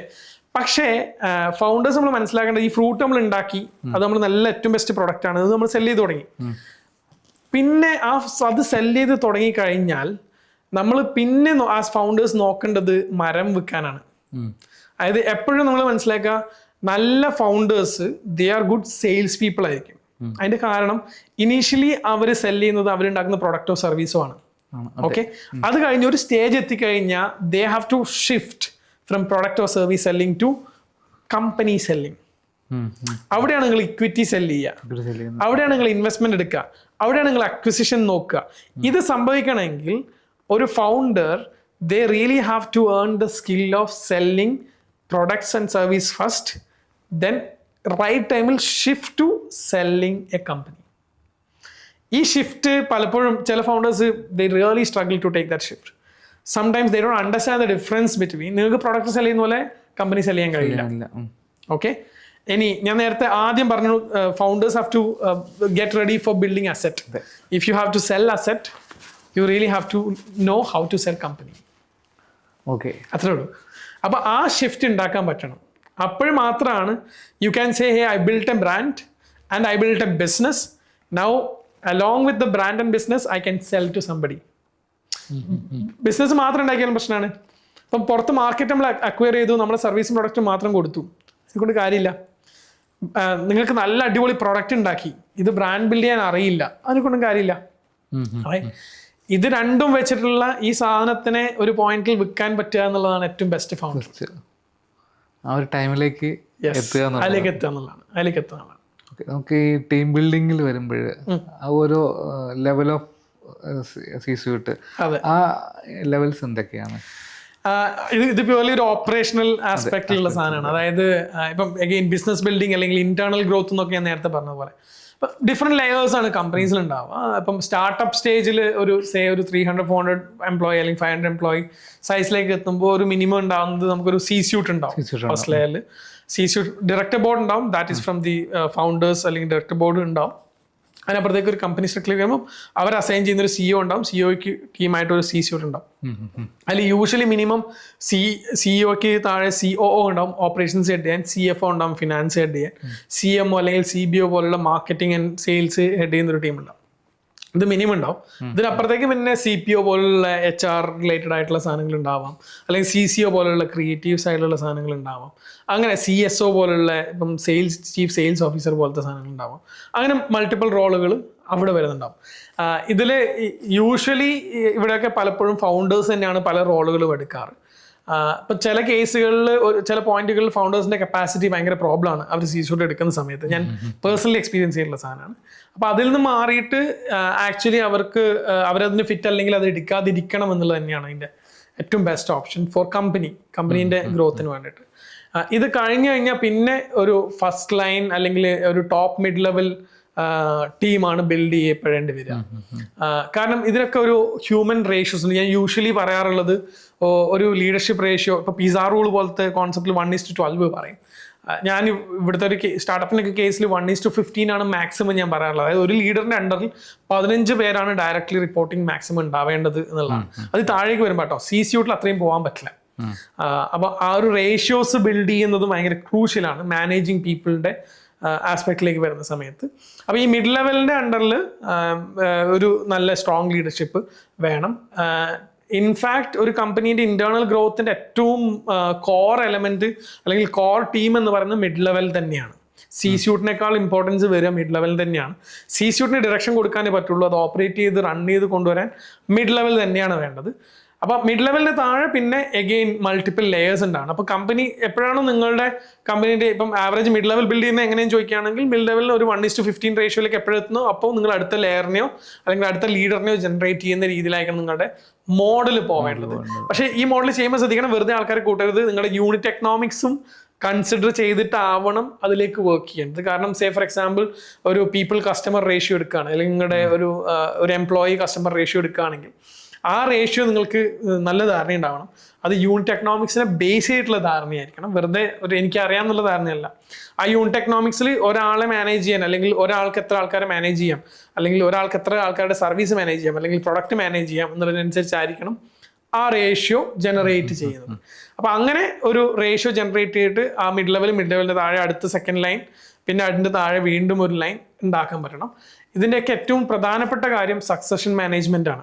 അതായത് ഏതെങ്കിലും ലീഡേഴ്സിനെ ബിൽഡ് ചെയ്യലോ അല്ലെങ്കിൽ ഹയർ ചെയ്യലോ ചിലപ്പോൾ പറ്റിയേക്കാം, പക്ഷേ അവരെ റീപ്ലേസ് ചെയ്യുക എന്ന് പറയുന്ന ഫാക്ടർ എല്ലാ പോയിന്റിലും പ്രിപ്പയർഡ് ആയിരിക്കണം. അപ്പോൾ സക്സഷൻ ജനറേറ്റ് ചെയ്യാൻ പറ്റുക, അത് പൈപ്പ് ലൈൻ ഓഫ് ലീഡേഴ്സിനെ ജനറേറ്റ് ചെയ്യാൻ പറ്റുമ്പോൾ മാത്രമേ സ്കെയിലബിലിറ്റി ഉണ്ടാവുള്ളൂ. അത് ഏത് റോളിലായാലും, ടോപ്പ് ടു ബോട്ടം ഏത് റോളിലായാലും ആ സക്സഷൻ മാനേജ്മെന്റ് വളരെ ക്രിട്ടിക്കലാണ്. അത് ക്രിട്ടിക്കൽ ആവുമ്പോൾ ബേസിക്കലി ആളുകളെ ഹയർ ചെയ്യുന്നിടത്താണ് ഇതിന് വേറെ അടുത്തൊരു ഏറ്റവും ക്രിട്ടിക്കൽ പീസ് ഉള്ളത്. അതായത് ചിലപ്പോൾ നമ്മൾ എൻട്രി ലെവലിലുള്ള എംപ്ലോയി ആയിട്ടായിരിക്കും ഹയർ ചെയ്യുന്നുണ്ടാവുക, പക്ഷെ ഹയർ ചെയ്യുമ്പോൾ പോലും ശരിക്കും നിങ്ങൾ ലീഡർഷിപ്പ് കപ്പാസിറ്റിയോ മെറ്റീരിയലോ ആണോ എന്നുള്ളത് നോക്കിയിട്ട് വേണം ഇതിനകത്തേക്ക് കൊണ്ടുവരാൻ. അവിടെയാണ് നിങ്ങൾക്ക് സക്സഷൻ മാനേജ്മെന്റിൽ ഓരോ ലെയർ ടു ലെയർ വർക്ക് ചെയ്യാൻ പറ്റുക. അപ്പൊ അത് ഒരു ക്രിട്ടിക്കൽ പീസായിട്ട് തോന്നിയിട്ടുണ്ട്. ഇപ്പൊ ആളുകളുടെ കപ്പാസിറ്റി എടുത്തു കഴിഞ്ഞാൽ തന്നെ മിനിമം ആവറേജ് എക്സലന്റ് എന്നുള്ള രീതിയിൽ മിനിമം കാറ്റഗറൈസ് ചെയ്തിട്ട് അവിടെ ആളുകളെ മിനിമത്തിൽ നിന്ന് ആവറേജിലേക്കും ആവറേജിൽ നിന്ന് എക്സലന്റിലേക്കും എങ്ങനെ എത്തിക്കുക. അത് സ്കിൽ ഫിറ്റ് ഉണ്ടാവും, കൾച്ചർ ഫിറ്റും ഉണ്ടാവും. നിങ്ങൾ ഏത് ലീഡർഷിപ്പ് റോൾ ആണെങ്കിലും അല്ലെങ്കിൽ ഏത് ആൾക്കാരെ നിങ്ങൾ കമ്പനിയിലേക്ക് എടുക്കുമ്പോഴും കൾച്ചർ ഫിറ്റുള്ള മെഷർമെന്റുകൾ നിങ്ങൾക്ക് ഉണ്ടാവണം. അയാൾ കൾച്ചറലി അതിൻ്റെ അകത്ത് ഫിറ്റ് ആവുക എന്നുള്ളത്, രണ്ടാമത് സ്കിൽ വൈസ് ഫിറ്റ് ആവുക എന്നുള്ളത്. ഇത് രണ്ടും മാച്ച് ആകുമ്പോഴാണ് നിങ്ങളുടെ അക്കാഡമിയെ, നിങ്ങളുടെ എക്സ്പീരിയൻസ്, ഈ സാധനങ്ങൾക്കൊക്കെ വാല്യൂ ഉണ്ടാവുള്ളൂ. അപ്പോൾ അത് വെച്ചിട്ട് പിന്നെ ഈ ലീഡർഷിപ്പ് എബിലിറ്റിയും കൂടെ മെഷർ ചെയ്തിട്ട് വേണം ഹയറിങ് ചെയ്യാൻ. അവിടുന്ന് ആ പ്രോസസ്സ് തുടങ്ങണം. പിന്നെ വന്നു കഴിഞ്ഞാൽ ഇതിൻ്റെ അകത്ത് ഇന്റേണലി ഗ്രോത്ത് മെക്കാനിസം ഉണ്ടാവണം, ഓരോ ഇൻഡിവിജ്വലിനും ഗ്രോത്ത് മെക്കാനിസം ഉണ്ടാവണം. അപ്പോൾ മാത്രമേ ഈ സക്സഷൻ പ്ലാനിങ് അല്ലെങ്കിൽ ഈ സക്സഷൻ നമുക്ക് ഉണ്ടാക്കാൻ ഓരോ റോളിലും പറ്റുള്ളൂ. ലീഡർഷിപ്പ് ഹയറിങ്, ഇപ്പം ഞാൻ റീസെൻ്റ്ലി ഞാൻ വർക്ക് ചെയ്യുന്ന എല്ലാ സ്റ്റാർട്ടപ്സിലും മിഡ് ലെവൽ മാനേജേഴ്സിനെ ഹയർ ചെയ്യാൻ വേണ്ടി ട്രൈ ചെയ്യുന്നുണ്ട്. ഏറ്റവും ഡിഫിക്കൽട്ട് ടാസ്ക് ആണ്, സ്പെഷ്യലി ഭയങ്കര ഡിഫിക്കൽട്ട് ടാസ്ക് ആണ്. ഇതിലുള്ള ഒരു ചാലഞ്ച് എന്ന് വെച്ചാൽ ടീമിനകത്ത് ഇപ്പം പലപ്പോഴും ആളുകൾ ഹയർ ചെയ്ത് വെച്ചിട്ടുണ്ടാവുക, ആ സമയത്ത് ചെറിയ സാലറി കൊടുക്കാൻ പറ്റുള്ളൂ, അല്ലെങ്കിൽ ചെറിയ കോംപ്രമൈസ് ചെയ്യും ഭയങ്കരമായിട്ട് ഹയറിങ്ങിൽ. ആ കോംപ്രമൈസ് ചെയ്ത് കൊണ്ടുവന്നു കഴിഞ്ഞാൽ ചിലപ്പോൾ ഇവരെ ലീഡർഷിപ്പ് റോളിലേക്ക് പറ്റില്ല. അവർ നല്ല സ്കില്ലുള്ള ആൾക്കാരായിരിക്കും, പക്ഷെ അവർ ലീഡർഷിപ്പ് മെറ്റീരിയൽ ആവില്ല. അപ്പം എന്താ വെച്ച് കഴിഞ്ഞാൽ ഇവരെ ഇവിടെ യൂസ് ചെയ്യാൻ പറ്റാതാവും. അപ്പൊ അത് അടുത്ത സ്റ്റേജിലേക്ക് അവരെ ഗ്രോത്തിനെ ഹിൻഡർ ചെയ്യും നാച്ചുറലി. അപ്പൊ ഇവിടെ ഭയങ്കര വേറൊരു കാര്യമുള്ളത്, ഇപ്പം കേരളത്തിന്റെ ഒരു സിനാരിയോ നോക്കുന്ന സമയത്ത് ഐ സി ഒരു 20 to 35 ഇയേഴ്സിന് ഇടയിലുള്ള ആളുകളൊക്കെ ദേ ആർ ദറ്റ് നല്ല ഹൈ കപ്പാസിറ്റിയുള്ള ആളുകളൊന്നും ഇവിടെ നിൽക്കാൻ താല്പര്യപ്പെടുന്നില്ല കേരളത്തിന്റെ അകത്ത്. അതൊരു എക്കോസിസ്റ്റത്തിന്റെ കൂടെ പ്രോബ്ലമാണ്. അപ്പൊ ആ ആളുകൾ താല്പര്യം ഇല്ലാത്തതുകൊണ്ട് തന്നെ നമ്മളിവിടെ ഹയർ ചെയ്യൽ ഭയങ്കര ബുദ്ധിമുട്ടാണ്. അപ്പൊ പൗച്ചിങ് ആണ് പിന്നത്തെ ഓപ്ഷൻ ആളുകൾ ട്രൈ ചെയ്യുന്ന സാധനം. ഇത് ഒരേ ഹ്യൂമനിന്റെ മുകളിൽ പല കമ്പനീസ് വലിക്കുകയാണ്. അപ്പൊ ചിലപ്പോൾ കിട്ടിയ ആളെടുക്കാം. പൗച്ചിങ് ഭയങ്കര ട്രെൻഡിങ് ആയിപ്പോ ഭീകരമായിട്ട്. കാരണം ഇവിടെ റിസോഴ്സ് ഇല്ലാത്തതാണ് പൗച്ചിങ്ങിലേക്ക് ആളുകളെ പുഷ് ചെയ്യുന്നതിന്റെ. അത് ഒരു എത്തിക്കലി നല്ലൊരു സാധനമായിട്ട് എനിക്ക് തോന്നുന്നില്ല. കാരണം പൗച്ച് ഇപ്പം എല്ലാം പ്രശ്നം എന്താ വെച്ചാൽ, ഇപ്പം ഞാൻ ഒരാളെ പൗച്ച് ചെയ്ത് കഴിഞ്ഞാൽ അയാൾ എൻ്റെ സാലറിക്കോ എൻ്റെ ഓഫറിനോ വരികയാണെങ്കിൽ നാളെ എൻ്റെ അടുത്ത് നിന്ന് വേറെ ആൾക്ക് അയാളെ പൗച്ച് ചെയ്യാം വളരെ ഈസിലി, സിമ്പിളായിട്ട് കൊണ്ടുപോകാം. കാരണം അയാളുടെ attraction is not on my vision or the growth plan I have. അയാൾ മണിയോ അല്ലെങ്കിൽ ഈ ഒരു ഇമ്മീഡിയറ്റ് നീഡിന്റെ ബേസിലാണ്. അപ്പൊ അയാൾ വേറെ ഒക്കെ പൗച്ച് ചെയ്ത് കൊണ്ടുപോകാം, അത്രേ ഉള്ളൂ. അതാണ് ബേസിക് ലോജിക്. പക്ഷെ ഇവിടെ റിസോഴ്സ് കിട്ടാനില്ല എന്നുള്ള റിയാലിറ്റി ഉണ്ട്. അപ്പോൾ ഇവിടെ കമ്പനീസിന് ശരിക്കും പേഷ്യൻസ് ഉണ്ടെങ്കിൽ ലീഡേഴ്സിനെ ഗ്രോ ചെയ്യിപ്പിക്കണം എന്നുള്ളത് തന്നെയാണ് ലോങ് ടേമിലേക്ക് കാണുകയാണെങ്കിൽ ഞാൻ പറയാം. കാരണം അങ്ങനെ ഗ്രോ ചെയ്യിപ്പിക്കാൻ പറ്റി കഴിഞ്ഞാൽ ഡെഫിനറ്റ്ലി നമുക്ക് നല്ല നമ്മളോട് കമ്മിറ്റ്മെന്റ് ഉള്ള ലോയൽ ആയിട്ടുള്ള കപ്പാസിറ്റി ഉള്ള ആളുകളെ ബിൽഡ് ചെയ്യാൻ പറ്റും. അത് പോസിബിൾ ആണ്. ഈ പീപ്പിൾ മാനേജ്മെന്റ് വരുമ്പോൾ ഇന്റേണൽ ഗ്രോത്ത് എങ്ങനെ മെഷർ ചെയ്യാൻ പറ്റും? അപ്പോൾ ഇതില് people manage specially operation point of വ്യൂവിൽ ഞാൻ നേരത്തെ പറഞ്ഞതുപോലെ എക്സ്റ്റേണൽ ഗ്രോത്ത് പോലെ തന്നെ ഭയങ്കര ക്രിട്ടിക്കലാണ് ഇന്റേണൽ ഗ്രോത്ത് എന്ന് പറഞ്ഞത്. അപ്പൊ ഇത് മെഷറബിൾ ആക്കുക എന്നുള്ളത് ഇമ്പോർട്ടന്റ് ആണ്. ഇപ്പോൾ ഒരു എലമെന്റ് ഡെഫിനറ്റ്ലി KPIs തന്നെയാണ്. ഇപ്പം KPIയും KRIയും ഒരു ക്ലാരിറ്റി ഇല്ലാത്തൊരു സാധനമാണ് അല്ലെ, ആളുകൾക്ക് കൺഫ്യൂഷൻ ഉള്ള സാധനമാണ്. KPIs എന്ന് പറയുന്നത് കീ പെർഫോമൻസ് ഇൻഡിക്കേറ്റേഴ്സും KRI എന്ന് പറഞ്ഞാൽ കീ റെസ്പോൺസിബിൾ ഏരിയാസും. അപ്പോൾ ഏരിയാസിനും പറയുന്നത് ബേസിക്കലി ഏതൊക്കെ ഏരിയയിലാണ് നിങ്ങളുടെ റെസ്പോൺസിബിലിറ്റി കിടക്കുന്നു എന്നുള്ളതാണ് KRIs സംസാരിക്കുന്നത്. അപ്പോൾ അത് കുറെ കൂടി ഓക്കെ ആസ് എ പേഴ്സൺ എൻ്റെ റോൾ എന്താണ്, അല്ലെങ്കിൽ ഞാൻ ഏത് ഏരിയയിലാണ് കോൺട്രിബ്യൂട്ട് ചെയ്യേണ്ടതെന്ന് ഡിഫൈൻ ചെയ്യപ്പെടും. KPIs ഒരു പരിധി വരെ നമ്മളുടെ ഡേറ്റ പോയിന്റേഴ്സ് ആയിട്ട് വേണമെങ്കിൽ നമുക്ക് പറയാം. അതായത് ഇപ്പൊ നമുക്ക് CAC എടുത്താൽ കസ്റ്റമർ അക്വിസിഷൻ കോസ്റ്റ് എന്ന് പറയുന്ന സാധനമാണ്. ഇപ്പൊ CPL കോസ്റ്റ് പെർ ലീഡ് എന്ന് പറയുന്ന സാധനമാണ്. അല്ലെങ്കിൽ ACR ആവറേജ് കൺവേർഷൻ റേറ്റ് എന്ന് പറയുന്ന സാധനമാണ്. അപ്പോൾ ഇതേപോലെ NPS എടുക്കാം. NPS എന്ന് പറഞ്ഞാൽ നെറ്റ് പ്രൊമോട്ടർ സ്കോർ, ഒരു കസ്റ്റമറിന്റെ സാറ്റിസ്ഫാക്ഷൻ ലെവൽ മെഷർ ചെയ്യുന്ന സാധനം. അല്ലെങ്കിൽ ചിലപ്പോൾ നമുക്ക് ENPS എടുക്കാം, എംപ്ലോയീസിന്റെ നെറ്റ് പ്രൊമോട്ടർ സ്കോർ എടുക്കാം. ഇപ്പം സെയിൽസ് സൈക്കിൾ ലെങ്ത് SCL എന്ന് പറഞ്ഞ സാധനമുണ്ട്. അപ്പൊ ഇങ്ങനെ ഓരോ ഇപ്പം മാർക്കറ്റിംഗ് ആയിക്കോട്ടെ, സെയിൽസ് ആയിക്കോട്ടെ, ഫിനാൻസ് ആയിക്കോട്ടെ, HR ആയിക്കോട്ടെ, അല്ലെങ്കിൽ ടെക്കിന്റെ ആസ്പെക്റ്റിലായിക്കോട്ടെ, ഓപ്പറേഷനിൽ ആയിക്കോട്ടെ, അത് നിങ്ങളുടെ പ്രൊഡക്റ്റോ അല്ലെങ്കിൽ ഇപ്പം നമ്മൾ പ്രൊഡക്റ്റിന്റെ സെയിൽസ് സൈക്കിൾ ഉണ്ടാവാം, അല്ലെങ്കിൽ പ്രൊഡക്റ്റിന്റെ നമ്മൾ ഫ്ലോ ഉണ്ടാവാം, പ്രൊഡക്ഷൻ കപ്പാസിറ്റി ഉണ്ടാവാം, സർവീസിന് ഉണ്ടാവാം. ഇതിനൊക്കെ ഒരു പ്രോസസ്സ് കംപ്ലീറ്റ്ലി എടുത്തിട്ട് ഇപ്പം നമ്മൾ സാധാരണ SOP എന്ന് പറയും. അപ്പോൾ SOP നമ്മൾ ഡിഫൈൻ ചെയ്ത് കഴിഞ്ഞാൽ ഇതെങ്ങനെയാണ് പ്രോസസ്സ് പോകേണ്ടത് എന്നുള്ളത് ഡിഫൈൻഡ് ആണ്. അപ്പോൾ വൺസ് SOP ഈസ് ഡൺ, SOPയുടെ ഏതൊക്കെ പോയിന്റിൽ എന്തൊക്കെ ഡാറ്റ പോയിന്റേഴ്സിന് എടുത്തിട്ട് അതിനെ മെഷർ ചെയ്യണം എന്നുള്ളത് ഡിഫൈൻ ചെയ്യും. അപ്പോൾ data pipe lines basically define ചെയ്യും. ആ ഡേറ്റ പൈപ്പ് ലൈൻസ് ഓരോന്നും ക്യാപ്ചർ ചെയ്യുമ്പം അത് ഏതൊക്കെ KPIs ആണെന്നുള്ളത് ഡിഫൈൻഡ് ആവും. ആ KPIsലെ ഡേറ്റ ഡിഫറെൻറ്റ് ഇൻ്റർവെൽ എടുക്കേണ്ടത്. ഇപ്പം ഡെയിലി നോക്കേണ്ട സാധനം ഉണ്ടാവും, വീക്കിലി ചെക്ക് ചെയ്യേണ്ട ഡേറ്റ പോയിന്റേഴ്സ് ഉണ്ട്, അല്ലെങ്കിൽ മന്ത്ലി നോക്കേണ്ടതുണ്ട്, ക്വാർട്ടർലി നോക്കേണ്ടതുണ്ട്, ബൈ 6 months എവറി 6 months നോക്കേണ്ടതുണ്ടാവും, 1 year നോക്കേണ്ടതുണ്ടാവും. ഇത് എന്ത് ചെയ്യണം എന്ന് ചോദിച്ചു കഴിഞ്ഞാൽ ഇത് ഡിഫൈൻ ചെയ്യപ്പെടണം. ഇത് ആദ്യം ഡിഫൈൻ ചെയ്യുക, പൈപ്പ് ലൈൻസ് ആദ്യം പ്രോസസ്സ് ഡിഫൈൻ ചെയ്യുക, SOP ഡിഫൈൻ ചെയ്യുക, അതിന്റെ ഡാറ്റ പോയിന്റേഴ്സ് ഡിഫൈൻ ചെയ്യുക, ആ ഓരോ പോയിന്റിലും എന്തൊക്കെ ഡാറ്റ മെഷർ ചെയ്യാനുള്ള ഡിഫൈൻ ചെയ്യുക, അത് എന്ത് KPI ആണ് ഇൻഡസ്ട്രിയിൽ ഉള്ളത് എന്നുള്ളത് ഡിഫൈൻ ചെയ്യുക അല്ലെങ്കിൽ ഫൈൻഡ് ഔട്ട് ചെയ്യുക. എന്നിട്ട് ഇതിന് ട്രാക്ക് ചെയ്യാനുള്ള സംവിധാനം ഉണ്ടാക്കുക. ഇത് ട്രാക്ക് ചെയ്ത് കഴിയുമ്പോൾ ചിലപ്പോൾ ഒരു 3 month ഡേറ്റ അല്ലെങ്കിൽ ഒരു 6 month ഡേറ്റ നമുക്ക് കിട്ടുമ്പോഴാണ് നമ്മൾ ട്രെൻഡുകൾ കാണാം. ശരിക്കും ഒരു 1 year നമ്മൾ ട്രാക്ക് ചെയ്ത് കഴിഞ്ഞാൽ സീസണൽ ട്രെൻഡ് അടക്കം എല്ലാ ടൈപ്പ് ഓഫ് ട്രെൻഡുകളും നമുക്ക് മനസ്സിലാവും. സെയിൽസ് എങ്ങോട്ട് പോകുന്നു, മാർക്കറ്റിംഗ് എങ്ങോട്ട് പോകുന്നു, അല്ലെങ്കിൽ ഓപ്പറേഷൻ എങ്ങോട്ട് പോകുന്നു, കസ്റ്റമേഴ്സിന്റെ നീഡ് എന്താണ്, കസ്റ്റമേഴ്സിന്റെ ട്രെൻഡ് എന്താണ്. അപ്പൊ ഇതിനെ പിന്നെ ഫോർകാസ്റ്റ് അനാലിസിസ് എന്ന് പറഞ്ഞ അടുത്ത സ്റ്റേജിലേക്ക് കൊണ്ടുപോകണം. അതായത് ബേസിക്കലി നമുക്ക് ഇപ്പം നമ്മൾ കാലാവസ്ഥ പറയാറുണ്ടല്ലോ, ഇന്ന ദിവസം ഇത്ര സമയം മഴ പെയ്യാൻ സാധ്യതയുണ്ട് എന്ന് പറയുന്ന സാധനം. ഇതേപോലെ ഡേറ്റ വെച്ചിട്ട് നമുക്ക് പ്രഡിക്ഷൻ അനാലിസിസ് ചെയ്യാം. അപ്പോൾ ആ KPIsന്റെ ഇൻഡിക്കേറ്റേഴ്സ് വെച്ചിട്ട് നമുക്ക് എന്ത് ചെയ്യാം, അടുത്ത ഇപ്പം ഇങ്ങനെ ഈ ഒരു ട്രെൻഡിൽ പോവുകയാണെങ്കിൽ കോസ്റ്റ് പെർ ലീഡ് ഇത്ര പെർസെൻറ്റേജ് ഓഫ് ഇൻക്രീസ് ആണ് പൊട്ടൻഷ്യലി നടക്കാൻ പോകുന്നത്, അല്ലെങ്കിൽ സെയിൽസിൽ ഇത്ര ഡിപ്പാണ് സംഭവിക്കാൻ പോകുന്നത്. അപ്പോൾ അതിൻ്റെ റിസ്ക് മിറ്റിഗേഷൻ എന്താണ്, അത് എങ്ങനെ റിസ്ക് മിറ്റിഗേഷനിലേക്ക് പോകണം, എങ്ങനെ അത് ചെയ്യണം എന്നുള്ളത് അവിടെ ഡിഫൈൻ ചെയ്യപ്പെടാം. അപ്പോൾ ഒരു കോൾ ടു ആക്ഷൻ അപ്പോൾ ജനറേറ്റ് ചെയ്യുകയും ഒരു പ്രിക്കോഷൻ ആക്ഷൻ നമുക്ക് ചെയ്യാൻ പറ്റുകയും ചെയ്യുന്ന അവസ്ഥയിൽ ബിസിനസ്സിനെ പൊട്ടാതെ അല്ലെങ്കിൽ അതിനെ എഫക്റ്റ് ചെയ്യാതെ നമുക്ക് എന്ത് ചെയ്യാം, ഈവൻ പിവോട്ട് ആണെങ്കിലും അല്ലെങ്കിൽ സ്ട്രാറ്റജി ചേഞ്ചുകളാണെങ്കിലും ഒക്കെ ആ ഡൈവേഴ്സിഫിക്കേഷൻസ് ഒക്കെ നമുക്ക് ചെയ്യാനുള്ള ഒരു സ്പേസ് നമുക്ക് കിട്ടും. അപ്പോൾ KPIs ഇപ്പം ഞാൻ മുമ്പ് വർക്ക് ചെയ്ത സ്ഥലങ്ങളിലൊക്കെ ഏകദേശം 600+ KPIs നമ്മൾ ഡിഫൈൻ ചെയ്തിട്ടുണ്ട്. അപ്പോൾ അതുകൊണ്ട് തന്നെ അത് ഇനീഷ്യലി ഭയങ്കര കേരളത്തിലൊക്കെ സിനാരിയോയിൽ ഭയങ്കര ബുദ്ധിമുട്ടാട്ടോ. ഒരു സ്റ്റാർട്ടപ്പിൻ്റെ അകത്ത് പോയിട്ട് നിങ്ങൾ ഡേറ്റ കൾച്ചർ അല്ലെങ്കിൽ ഡേറ്റ കൾച്ചർ ഇംപ്ലിമെന്റ് ചെയ്യുക എന്ന് പറയുന്നത് തന്നെ ഭയങ്കര ടാസ്ക്കാണ്. അവിടെ KPIs പറഞ്ഞു പോയി കഴിഞ്ഞാൽ എംപ്ലോയീസ് ഒക്കെ വിചാരിക്കുക ഓ ഫണ്ടാറ് ഇയാള് ഇതും കൊണ്ട് എന്നുള്ളതാണ് പറയാം. പക്ഷേ ഒരു 6 months അത് യൂസ്ഡ് ആയി കഴിഞ്ഞാൽ പിന്നെ ഭയങ്കര ഈസിയാ, ലാംഗ്വേജ് മാറും, ബിസിനസിന്റെ അകത്തെ കമ്പനീൻ്റെ ഉള്ളിലെ ലാംഗ്വേജ് മാറും, അത് യൂസ് ചെയ്ത് തുടങ്ങും, പിന്നെ ഇത് ഭയങ്കര ഈസിയാ. അതായത് നമുക്ക് എല്ലാവരോടും നമ്മുടെ ലാംഗ്വേജ് ഓക്കെ CPL എത്രയാ, അല്ലെങ്കിൽ CAC എത്രയാ, അല്ലെങ്കിൽ ACR എത്രയാ, ഇതിങ്ങനെ പറയും. അല്ലെങ്കിൽ ആ കോൺവെർസേഷനിൽ everybody understand okay how business is performing right now എന്നുള്ളത്. അപ്പൊ എന്ത് ആക്ഷൻ എടുക്കണം, ആരോടും ഇത് പറയേണ്ട, ഓണർഷിപ്പ് ഷിഫ്റ്റ് ആവും. മറ്റത് ഫൗണ്ടറാണ് ഡിസൈഡ് ചെയ്യുക, അയാളുടെ ഫീലിങ്സിന്റെ ബേസിലാണ് പലതും ഡിസൈഡ്, അയാൾ ഗട്ട് ഫീലിങ്ങിന്റെ പുറത്താണ് ചെയ്യുക. അതിൽ നിന്ന് മാറിയിട്ട് ഡേറ്റ ഡ്രിവൺ ആയിട്ട് ഡിസിഷൻ മേക്കിംഗ് എന്ന് പറയുന്ന സാധനം സംഭവിക്കും. അപ്പൊ അങ്ങനെ കാരണം ഈ KPIs ഒക്കെ ട്രാക്ക് ചെയ്യുന്നത് മിഡ് ലെവൽസും അതിന്റെ താഴേക്കുള്ള ലീഡേഴ്സും എംപ്ലോയീസും ഒക്കെ ആയിരിക്കും. അപ്പൊ അവർക്ക് already know this is what the right now, this is what is happening, ഇത് ചേഞ്ച് ചെയ്യണം, ഇന്നത് ചെയ്യണം, ഇന്ന ആക്ഷനാണ് എടുക്കേണ്ടത്, എവറിഥിങ് ഈസ് ഡിഫൈൻ. അപ്പൊ അത് ഭയങ്കര ഓണർഷിപ്പിന്റെ ഷിഫ്റ്റ് ഉണ്ടാക്കും. അപ്പോൾ ആ ഇന്റേണൽ ഗ്രോത്തിലേക്കുള്ള ഏറ്റവും വലിയ കോൺട്രിബ്യൂട്ടേഴ്സ് ആയിട്ട് അവിടെയുള്ള ആളുകൾ മാറും. അപ്പൊ ആ കൾച്ചർ ഷിഫ്റ്റ് ഭയങ്കര ഇമ്പോർട്ടൻ്റ് ആണ്. മറ്റൊരു സാധനം OKR ആണ്. OKR എക്സ്റ്റെൻസീവ്ലി ഞാൻ യൂസ് ചെയ്യാറുള്ള അല്ലെങ്കിൽ യൂസ് ചെയ്യുന്നൊരു സാധനമാണ്. OKR എന്ന് പറഞ്ഞാൽ ഒബ്ജക്റ്റീവ്സ് ആൻഡ് കീ റിസൾട്ട്സ് എന്ന് പറയുന്ന സാധനം.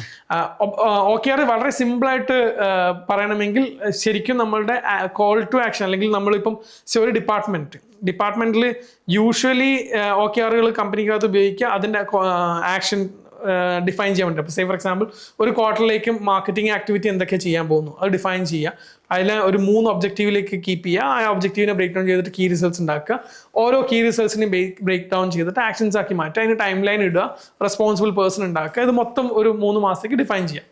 ഇതാണ് യൂഷ്വലി OKR ഉപയോഗിക്കാറ്.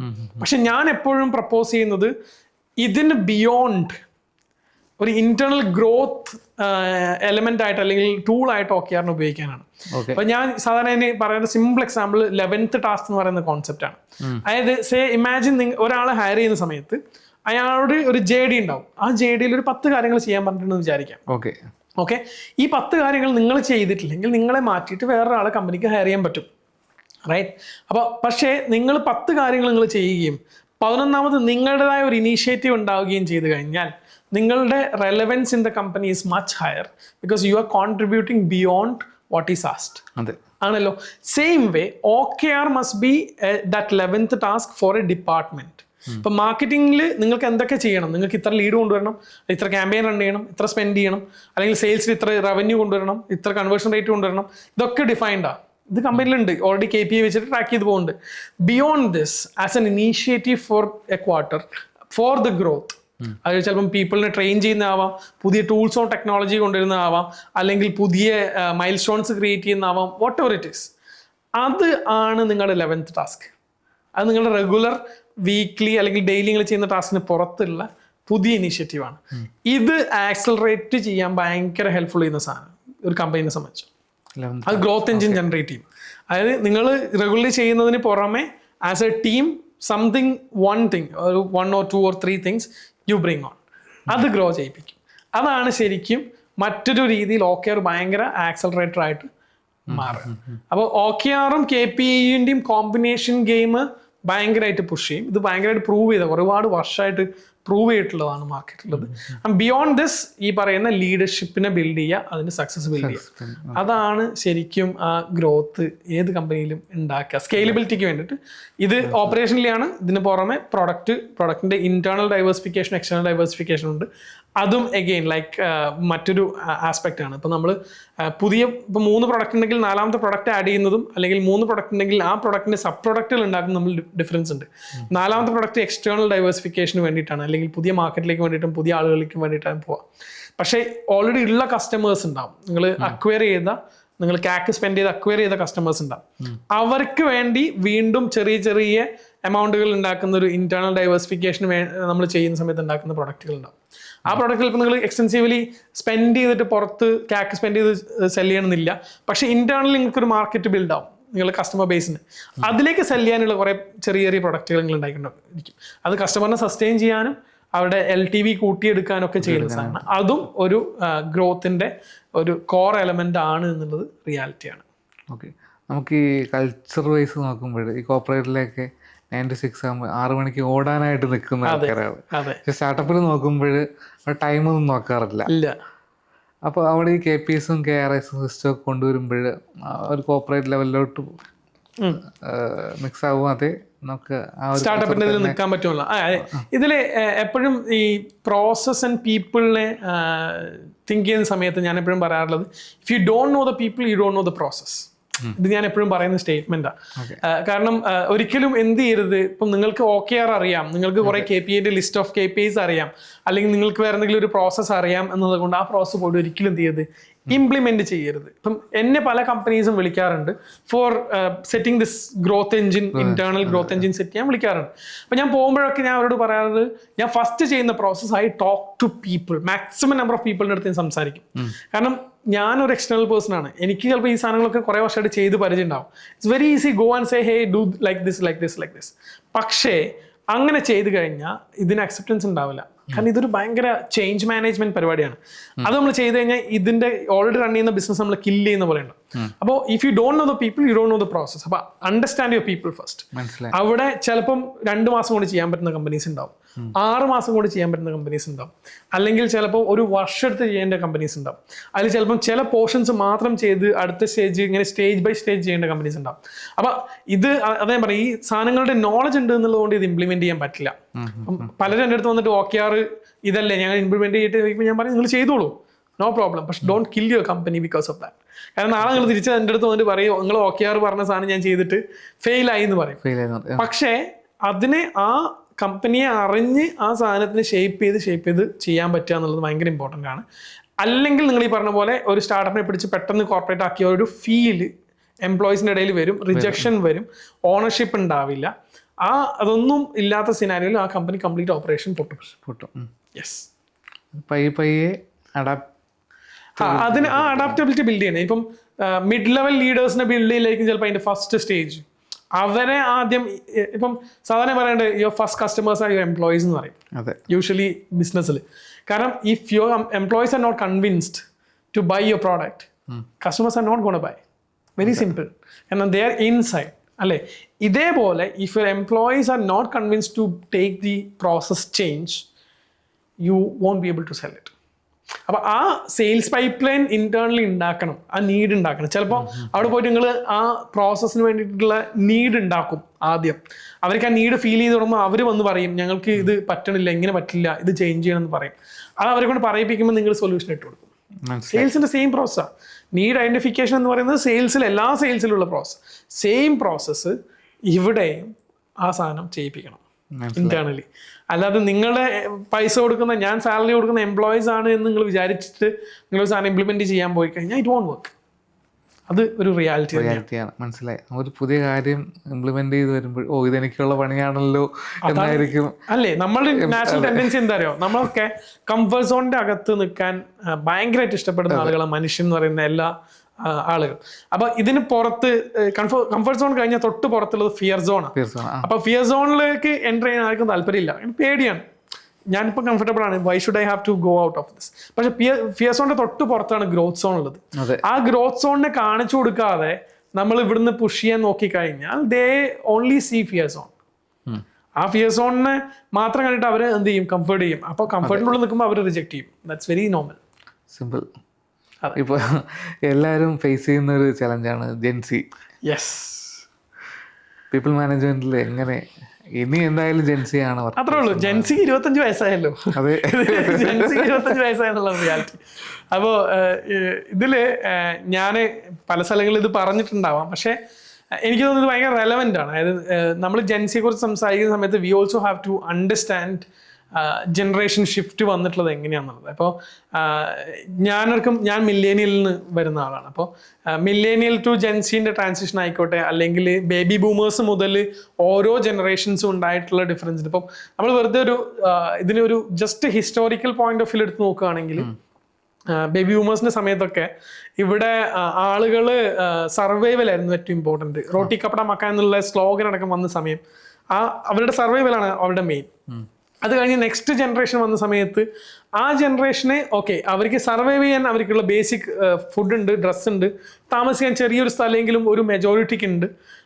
അവിടെയാണ് സേവിങ്സ് എന്ന് പറയുന്ന കൾച്ചറും, ബാങ്കിങ്ങിൽ സേവിങ്സ് അല്ലെങ്കിൽ വേറെ രീതിയിൽ സേവിങ്സ്. അത് ചിലപ്പം അന്ന് പൈസ ആവണമെന്നില്ല, നെല്ല് 10,000-ന്റെ അകത്ത് സൂക്ഷിച്ചു വെക്കുന്ന അടക്കമുള്ള പല രീതിയിൽ സേവ് ചെയ്യുന്ന, വെജിറ്റബിൾസ് സേവ് ചെയ്യാം, അല്ലെങ്കിൽ മറ്റേ നമ്മളെ കണ്ണിമാങ്ങയൊക്കെ അച്ചാറോ അല്ലെങ്കിൽ ഉപ്പിലൊക്കെ ഇട്ട് വെച്ച് അങ്ങനെ സേവ് ചെയ്ത് അടുത്ത വർഷത്തേക്ക് കൊണ്ടുപോവുക. അങ്ങനെ സേവിങ്സ് എന്നുള്ള സാധനം, അത് ഫുഡ് ആയിക്കോട്ടെ, ഡ്രസ്സ് ആയിക്കോട്ടെ, എന്തും ആയിക്കോട്ടെ, സേവ് ചെയ്ത് തുടങ്ങുന്ന ഒരു ജനറേഷൻ വന്നു. അതിന് ശേഷം വന്ന് അടുത്ത ജനറേഷനിലേക്ക് എത്തുന്ന സമയത്ത് ഈ സേവിങ്സ് ഉപയോഗിച്ച് തുടങ്ങുന്ന, അല്ലെങ്കിൽ അവർ ഏൺ ചെയ്യും, അതിൻ്റെ കൂടെ തന്നെ അവരും അത് സ്പെൻഡ് ചെയ്യുന്ന ഒരു കൾച്ചറിലേക്ക് വന്നു.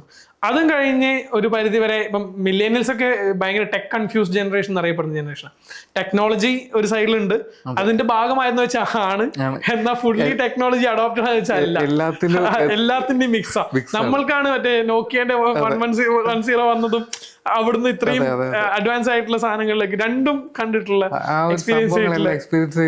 ഫുൾ സൈക്കിൾ എക്സ്പീരിയൻസ് ചെയ്തിട്ടുള്ള ആൾക്കാരാണ്. അപ്പോൾ അവിടുന്ന് ജെൻസിയിലേക്ക് വരുന്ന സമയത്ത് ജെൻസിയെ സംബന്ധിച്ച് survival is not a question.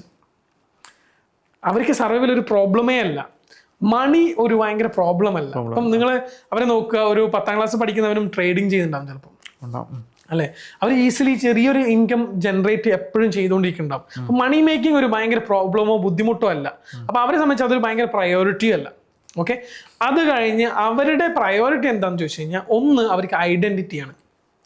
നിങ്ങൾ സോഷ്യൽ പ്ലാറ്റ്ഫോംസ് നോക്കിക്കോളൂ, അവിടെയൊക്കെ എന്താ ശ്രമിക്കുന്നത് ചോദിച്ചു കഴിഞ്ഞാൽ, trying to give you an identity. ഇത്ര ആൾക്കാരെ അറിയുന്ന, ഇത്ര ഹ്യൂമൻ ബീങ്സിനെ അറിയുന്ന, ഇത്ര ഹ്യൂമൻ ബീങ്സിനോട് ഇന്ററാക്ട് ചെയ്യുന്ന, പേഴ്സണാലിറ്റി ഇങ്ങനെയുള്ള അങ്ങനെ ഒരു ഐഡന്റിറ്റി, വെർച്വൽ ഐഡന്റിറ്റിയാണ്. കാരണം അവർ ജനിച്ചു വീണത് വെർച്വൽ റിയാലിറ്റിയിലോ അല്ലെങ്കിൽ വെർച്വൽ സ്പേസിലോ തന്നെയാണ്.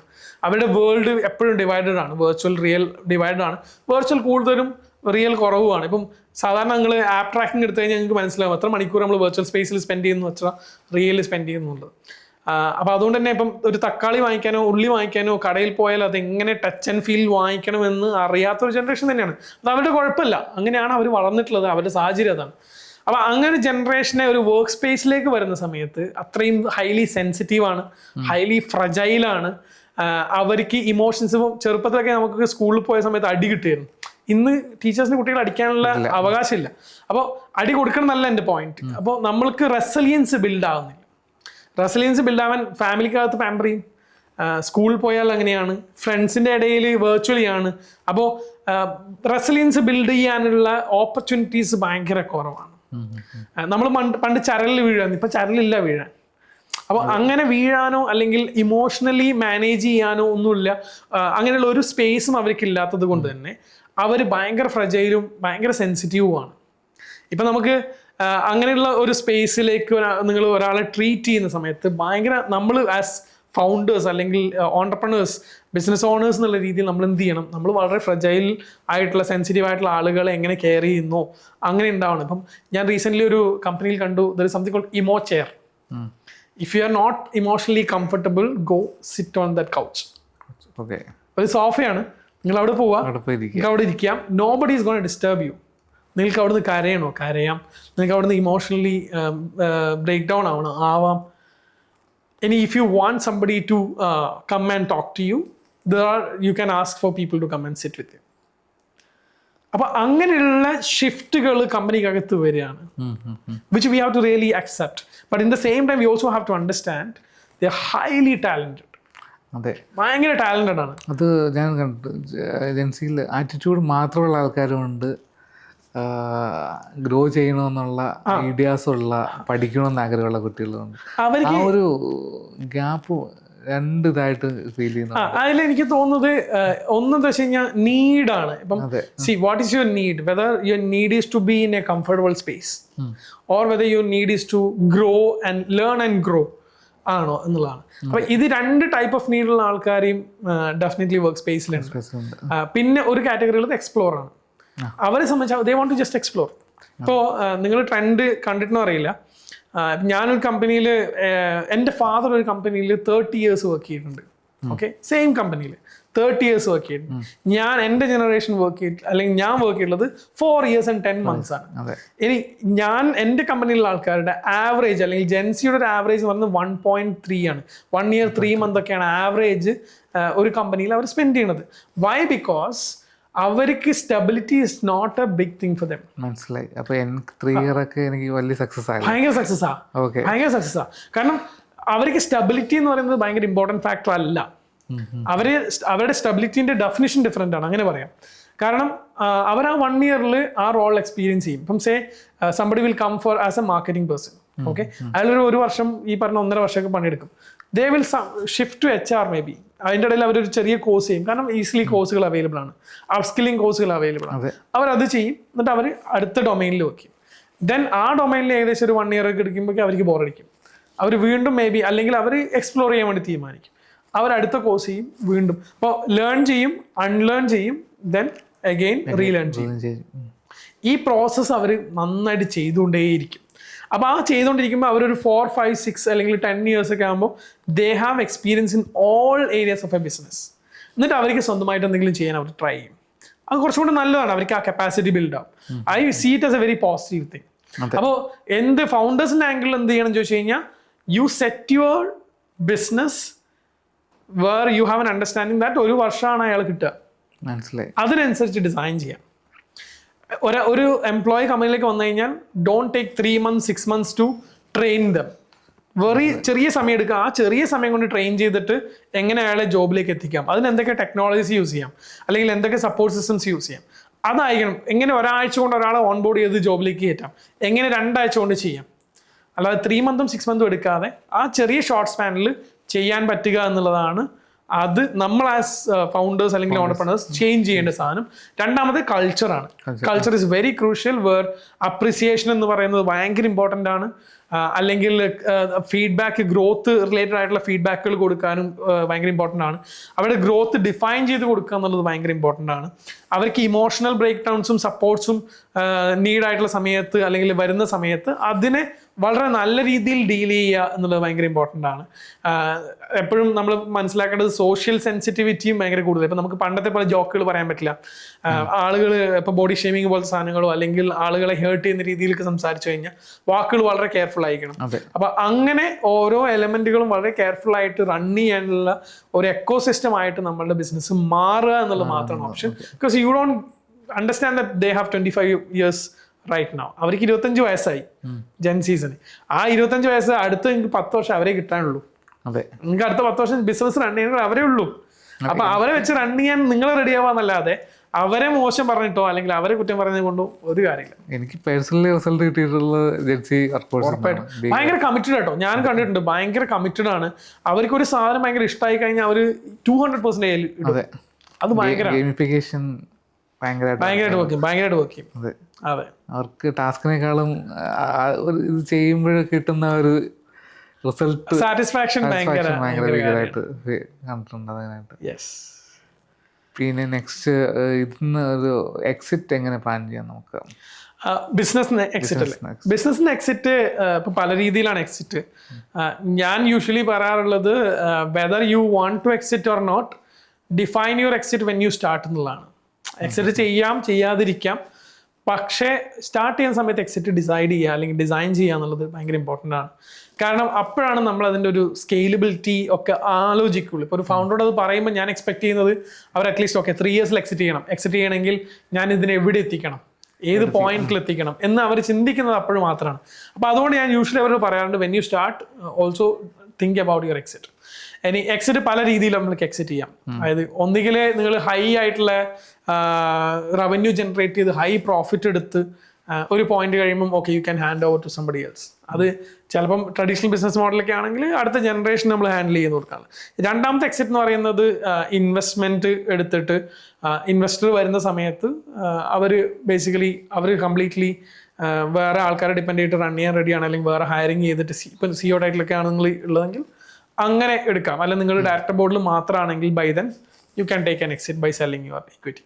ഇനി അക്വിസിഷൻ ആണെങ്കിൽ ഡെഫിനറ്റ്ലി അഗെയിൻ അക്വിസിഷൻ വേറെ സാധനമുള്ളത്. പിന്നുള്ളത് മെർജറാണ്. ഓക്കെ, അപ്പോൾ ഇതൊക്കെയാണ് യൂഷ്വലി ഉള്ള എക്സിറ്റ് ഓപ്ഷൻസ് എന്ന് പറയുന്നത്. പിന്നെ അക്യുഹയർ എന്ന് പറഞ്ഞിട്ട് ഒരു ഓപ്ഷൻ ഉണ്ട്. ഇവിടെ അധികം ആൾക്കാർ കേട്ടിട്ടുണ്ടാവാൻ സാധ്യത ഇല്ലാത്തൊരു സാധനമാണ്. US നന്നായിട്ട് സംഭവിക്കാനുള്ള സാധനമാണ്. ഇത് കേൾക്കാത്ത വരുന്നതുകൊണ്ടല്ല, ഇപ്പം ഫെയിലിയേർഡ് ആയിട്ടുള്ള അല്ലെങ്കിൽ ഫെയിൽഡ് ആയിട്ടുള്ള ഫൗണ്ടേഴ്സ് ഉണ്ട്. ഇവർക്ക് ശരിക്കും ഒരു എക്സിറ്റ് ഓപ്ഷൻ ഉണ്ട്. ഇവരുടെ എക്സിറ്റ് ഓപ്ഷൻ എന്ന് പറയുന്നത് അക്യുഹയർ ആണ്. അതായത് ബേസിക്കലി നിങ്ങളൊരു കമ്പനി ഒരു പ്രൊഡക്റ്റ് അല്ലെങ്കിൽ ഒരു സർവീസോ ഉണ്ടാക്കി മാർക്കറ്റിലേക്ക് ട്രൈ ഔട്ട് ചെയ്തു, വർക്ക് ആയില്ല. അപ്പോൾ ആ സമയത്ത് എന്ത് ചെയ്യാം, കമ്പനി ഷട്ട് ഡൗൺ ചെയ്യുന്നതിന് പകരം നിങ്ങൾക്ക് വേറൊരു കമ്പനിയായിട്ട് സംസാരിച്ചിട്ട് ദേ വിൽ ഹയർ, ഇത് അക്വയർ ചെയ്യാണ് ചെയ്യുക. നിങ്ങളുടെ പ്രൊഡക്റ്റിനെയും നിങ്ങളുടെ സർവീസിനെയും നിങ്ങളുടെ ഓഫീസിനെയും നിങ്ങളുടെ എംപ്ലോയീസിനെയും ടോട്ടലി അക്വയർ ചെയ്യും. ഓക്കെ, ബട്ട് നിങ്ങൾ അവിടെ ഒരു എംപ്ലോയ്മെന്റിലാണ് പോവുക. നിങ്ങൾക്ക് ഒരു ഫൗണ്ടർ എന്നുള്ള രീതിയിലുള്ള എന്ത് കിട്ടില്ല, ഒരു എക്സിറ്റ് വാല്യൂ അല്ലെങ്കിൽ നിങ്ങളുടെ ഇക്വിറ്റി വാല്യൂ ഒന്നും കിട്ടുന്നുണ്ടാവില്ല. ബട്ട് നിങ്ങൾക്ക് ഈ പ്രൊഡക്റ്റും നിങ്ങളുടെ ആ പ്രോബ്ലം എന്താണോ സോൾവ് ചെയ്തുകൊണ്ടിരുന്നത് അത് സ്റ്റിൽ കറണ്ട് ആരാണോ അക്യുഹയർ ചെയ്യുന്നത് അവരത് സോൾവ് ചെയ്യും. ഓക്കെ, അപ്പൊ അക്യുഹയർ എന്ന് പറഞ്ഞ ഒരു ഓപ്ഷനും കൂടിയാണ് അതിനകത്തുള്ളത്. അഗെയിൻ അത് ഒരു അതിലേക്ക് എത്താതിരിക്കുക എന്നുള്ളതാണ്. ബട്ട് അങ്ങനെയുള്ള കേസുകളിൽ അത് ചെയ്യുന്നതിൽ തെറ്റില്ല എന്നുള്ളത് തന്നെയാണ് ഞാൻ കാണുന്നത്. അറ്റ്ലീസ്റ്റ് നിങ്ങളുടെ പ്രോബ്ലം റെലവെന്റ് ആണെങ്കിൽ, നിങ്ങൾ സോൾവ് ചെയ്യാൻ ഉദ്ദേശിച്ച പ്രോബ്ലം റെലവെന്റ് ആണെങ്കിൽ still somebody is giving you hands to solve it. Okay, തിരിച്ച് ബേസിക്സിൽ വരാം. എനിക്കൊരു പ്രൊഡക്റ്റ് ഐഡിയ ഉണ്ട്. എൻ്റെ വിഷനും മിഷനും എങ്ങനെ അതിൽ സെറ്റ് ചെയ്യാം പ്രോപ്പർ? അതായത് ഇപ്പം യൂഷ്വലി വെരി ഇനീഷ്യൽ സ്റ്റേജസ് ആണെങ്കിൽ ഐ വുഡ് സേ വിഷൻ വേണം, വിഷൻ സെറ്റ് ചെയ്യണം എന്നുള്ളത് നിർബന്ധമാണ്. പക്ഷേ വിഷനിൽ ഒരിക്കലും ടൂ മച്ച് സ്റ്റിക്ക് ഓൺ ആവരുത് എന്നുള്ളതാണ് ഞാൻ പറയാം. അതായത് വിഷൻ ഇവോൾവ് ആവാനുള്ള ഒരു ടൈം പീരീഡ് കൊടുക്കണം. അതിന്റെ കാരണം എന്താ വെച്ചാൽ ഇപ്പൊ നിങ്ങളൊരു ഐഡിയ ആണുള്ളത്, ആ ഐഡിയ നിങ്ങളൊരു MVP ആക്കും. MVP ആക്കിയിട്ട് നിങ്ങളൊരു PMF നോക്കും. MVP എന്ന് പറഞ്ഞാൽ മിനിമം വയബിൾ പ്രോഡക്റ്റ്. അതിനെ എടുത്തിട്ട് നിങ്ങൾ പ്രൊഡക്റ്റ് മാർക്കറ്റിൽ ആ പ്രോഡക്റ്റ് ഫിറ്റ് ആണോ എന്നുള്ളത് നോക്കും. ഇത് നോക്കുന്ന സമയത്ത് നിങ്ങൾ പിവോട്ട് ചെയ്യും. റൈറ്റ്? ചില പോയിന്റിൽ മോസ്റ്റ്ലി പിവോട്ട് ചെയ്യേണ്ടി വരും. അപ്പോൾ പിവോട്ട് ചെയ്യുമ്പോൾ നിങ്ങളുടെ വിഷൻ വേഴ്സസ് പിവോട്ടിങ് എന്നുള്ള സിനാരിയോ വന്നു കഴിഞ്ഞാൽ വിഷന് വേണ്ടിയിട്ട് നിങ്ങൾ പിവോട്ട് ചെയ്യാതിരിക്കുന്നത് ലോജിക്കലി ഒരു കാര്യമില്ല. അപ്പോൾ നിങ്ങൾ ആ പിവോട്ട് ചെയ്തിട്ട് നിങ്ങളൊരു മിനിമം വയബിൾ പ്രൊഡക്റ്റായി അതിനെ എസ്റ്റാബ്ലിഷ് ചെയ്യുന്ന ഒരു പോയിന്റ് ഉണ്ടാവും. അതായത് ഒരു മിനിമം നമ്പർ ഓഫ് കസ്റ്റമേഴ്സ് ആ പ്രൊഡക്റ്റ് പൈസ കൊടുത്ത് വാങ്ങിച്ച് അവരുടെ ഒരു NPS എടുക്കുമ്പോൾ ഒരു നല്ല പെർസെൻറ്റേജ് ഓഫ് NPS കിട്ടുകയും അത് ഇനി സ്കെയിലബിൾ ആണ്, അല്ലെങ്കിൽ അതിൻ്റെ ഒരു യൂണിറ്റ് എക്കണോമിക്സ് വർക്ക്ഔട്ട് ചെയ്ത് അതിൻ്റെ ഒരു സ്കെയിലിംഗ് പ്ലേ ബുക്ക് ജനറേറ്റ് ചെയ്ത് അത് സ്കെയിലബിൾ ആണെന്ന് തോന്നുന്ന സമയത്താണ് ശരിക്കും നിങ്ങളുടെ വിഷൻ ലോക്ക് ചെയ്യേണ്ടത്. കാരണം ഇല്ലെങ്കിൽ നിങ്ങൾക്ക് എപ്പോഴും ഇത് ഭയങ്കര ഒരു ഡിസ്റ്റർബൻസ് സാധനമായിട്ടാണ് മാറുക, ഹെൽപ്ഫുൾ സാധനമായിട്ട് മാറുക. ഇനി ഇവിടെ വേറൊരു കാര്യം കൂടെ ഞാൻ പറയാം. അതായത് യൂഷ്വലി ഒരു $500,000 റവന്യൂ ഒക്കെ ചെയ്ത് കഴിഞ്ഞാലാണ് VCൻ്റെ ഒരു പോയിന്റ് ഓഫ് വ്യൂവിൽ, വെഞ്ചർ ക്യാപിറ്റലിസ്റ്റിൻ്റെ പോയിന്റ് ഓഫ് വ്യൂവിൽ അവർ ശരിക്കും ഏർലി സ്റ്റേജ് അല്ലെങ്കിൽ കേട്ടോ ഒരു സ്കെയിലബിൾ ബിസിനസ് ആയി എന്നൊക്കെ പറയണമെങ്കിൽ ഒരു $500,000 റവന്യൂ ഒക്കെ ചെയ്യണം. അപ്പൊ അപ്പോഴാണ് ഞാനും വിശ്വസിക്കുന്നത്, അപ്പോഴാണ് ശരിക്കും മാർക്കറ്റ് ടെസ്റ്റ് ചെയ്തെന്ന് പറയാൻ പറ്റുക. ഒരു ഗ്ലോബൽ ഗ്രോത്തിലേക്ക് അല്ലെങ്കിൽ ഗ്ലോബൽ സ്കെയിലബിലിറ്റിയിലേക്ക് പോകണമെങ്കിൽ മിനിമം ആ റവന്യൂ ചെയ്ത് കഴിഞ്ഞാൽ, യെസ് ഒരു 4 കോടി അല്ലെങ്കിൽ ഒരു 4-4.5 കോടിയൊക്കെ ഒരു വർഷം ചെയ്ത് കഴിഞ്ഞാൽ നമുക്കറിയാം ഓക്കെ ഇതിനെ എടുത്തിട്ട് നമുക്ക് മൾട്ടിപ്പിൾ സ്റ്റേറ്റിലേക്കോ അല്ലെങ്കിൽ മൾട്ടിപ്പിൾ ഓഡിയൻസിലേക്കോ കൺട്രീസിലേക്കൊക്കെ സ്കെയിൽ ചെയ്യാം. അല്ലാത്ത പക്ഷെ അത് അപ്പോഴും ഒരു ചെറിയ മാർക്കറ്റിൽ ടെസ്റ്റ് ചെയ്തിട്ടുള്ള ആ മാർക്കറ്റിൽ മാത്രം വയബിലിറ്റി ഉള്ള ഒരു പ്രൊഡക്റ്റ് ആയിട്ട് നിൽക്കും. അപ്പോൾ ഇതൊക്കെയാണ് അതിൻ്റെ അകത്ത് വരുന്ന ഫാക്ട്. ഓക്കെ, വാല്യൂഷൻ എങ്ങനെയാണ് പ്രോപ്പർലി ചെയ്യുന്നത്? ഒരു സ്റ്റാർട്ടപ്പിന് ഏർലി സ്റ്റേജിലുള്ള വാല്യൂഷനും പിന്നെ അതിൻ്റെ സ്കെയിലിംഗ് അത് പ്രോപ്പർ എങ്ങനെയാണ് വാല്യൂഷൻ? അതായത് വാല്യൂഷന് മൾട്ടിപ്പിൾ മെത്തേഡ്സ് ഉണ്ട് ആക്ച്വലി. ഇപ്പം DCF പോലെ DCF direct cash flow method, അങ്ങനെ ഒരുപാട് മെത്തേഡ്സ് ഉണ്ട്. ഈ മെത്തേഡ്സ് ഒക്കെ ഇതിനെ പല രീതിയിൽ, ഇപ്പോൾ ഒരു സ്റ്റാർട്ടപ്പിനെ നമുക്ക് പല രീതിയിൽ വാല്യൂറ്റ് ചെയ്യും. ഇപ്പോൾ ഐഡിയനെ വാല്യൂറ്റ് ചെയ്യുന്ന സമയത്ത് ചിലപ്പം ഐഡിയ പ്ലസ് നമ്മൾ ഫൗണ്ടറിനെയാണ് വാല്യൂറ്റ് ചെയ്യുക. അയാളുടെ കപ്പാസിറ്റി, അയാളുടെ സ്കോപ്പ്, അല്ലെങ്കിൽ ഈ ഐഡിയൻ്റെ മാർക്കറ്റ് ഫിറ്റ്, ഇതൊക്കെയാണ് വാല്യൂറ്റ് ചെയ്യുക. അപ്പോൾ അത് ഭയങ്കര ഏർലി സ്റ്റേജിലാണ്. അപ്പോൾ ഇത് അഗെയിൻ വാല്യുവേഷൻ ഒരു റൈറ്റ് സൈസ് ഉണ്ടോ, ഒരു റൈറ്റ് ഇത്ര പെർസെൻറ്റേജ് ആണ് ഇതിൻ്റെ, ഇപ്പം ഇതിൻ്റെ ഒരു ഇപ്പം അഗെയിൻ സ്കെയിലിംഗ് സ്റ്റേജിൽ വരുമ്പോഴും ഇത് ഇത്ര റവന്യൂ ജനറേറ്റ് ചെയ്യുന്നു, അതിൻ്റെ ഇത്ര X ആണ് വാല്യുവേഷൻ എന്ന് പറയുന്നത്. ശരിക്കും നമ്മളൊരു സ്ഥലക്കച്ചവടം ചെയ്യുന്ന പോലെയാണ്. ഈ സ്ഥലത്തിന്റെ ഈ ഏരിയയിലെ റേറ്റ് ഇത്രയാണ് എന്ന് പറയുന്ന പോലെ തന്നെയാണ്. ഇന്ന് ഇതായിരിക്കും, നാളെ അത് മാറാം, ചിലപ്പം കൂടാം, ചിലപ്പം കുറയാം. അത് മാർക്കറ്റിന്റെ ഫ്ലക്ച്വേഷൻ അനുസരിച്ച് വരാം. ഇപ്പം നമ്മൾ പറയാറുണ്ട് എട്ടെക്കിന്റെ വാല്യുവേഷൻ കുറഞ്ഞു ബൈജൂസിന്റെ ഇതിന് ശേഷം എന്നുള്ള പറയാറുണ്ട്. അപ്പൊ ഇത് ഫ്ലക്ച്വേറ്റ് ചെയ്യും. അപ്പൊ അങ്ങനെ ഒരു റൈറ്റ് എലമെന്റ് അല്ലെങ്കിൽ റൈറ്റ് പ്രോസസ് ഉണ്ടോ എന്ന് വെച്ചാൽ, പ്രോസസ്സിന് അപ്പുറത്തേക്ക് റൈറ്റ് ആയിട്ടുള്ള ഒരു മെഷർമെന്റ് ഉണ്ടോ എന്ന് വെച്ച് കഴിഞ്ഞാൽ ആക്ച്വലി ഇല്ല. ഇത് ഭയങ്കര ഫാക്ടർ ഡിപ്പെൻഡൻ്റ് ആണ്. ഇപ്പം ഫൗണ്ടേഴ്സിന് ഡിപ്പെൻഡൻ്റ് ആണ്, പ്രൊഡക്റ്റിന് ഡിപ്പെൻഡൻ്റ് ആണ്, ആ പ്രൊഡക്റ്റ് ഒരു ഇൻവെസ്റ്റർക്ക് പിച്ച് ചെയ്യുന്ന സീസണിന് ഡിപ്പെൻഡൻ്റ് ആണ്.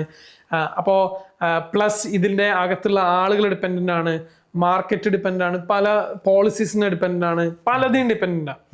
അപ്പോൾ അങ്ങനെ ഒരു റൈറ്റ് മെത്തേഡ് ഇല്ല എന്നുള്ളത് തന്നെയാണ് ഞാൻ പറയാം. ഓക്കെ, പക്ഷെ അപ്പോഴും ഇതിനൊരു വില നിശ്ചയിക്കണമല്ലോ. അപ്പൊ അതിന് ചില മെത്തേഡ്സ് ഉണ്ട്. ആ മെത്തേഡ്സ് യൂസ് ചെയ്തിട്ട് ഇതിനെ വില നിശ്ചയിക്കാം. ഇനി വില നിശ്ചയിച്ചാലും ഞാൻ നേരത്തെ പറഞ്ഞ പോലെ സ്ഥലക്കച്ചവടം പോലെ തന്നെയാണ് ഒരു പരിധിവരെ ഇവിടെയൊക്കെ നടക്കുക. അതായത് ഇപ്പം ഫൗണ്ടേഴ്സ് ഒരു വാല്യൂ പറയും, ഇൻവെസ്റ്റേഴ്സ് ഒരു വാല്യൂ പറയും.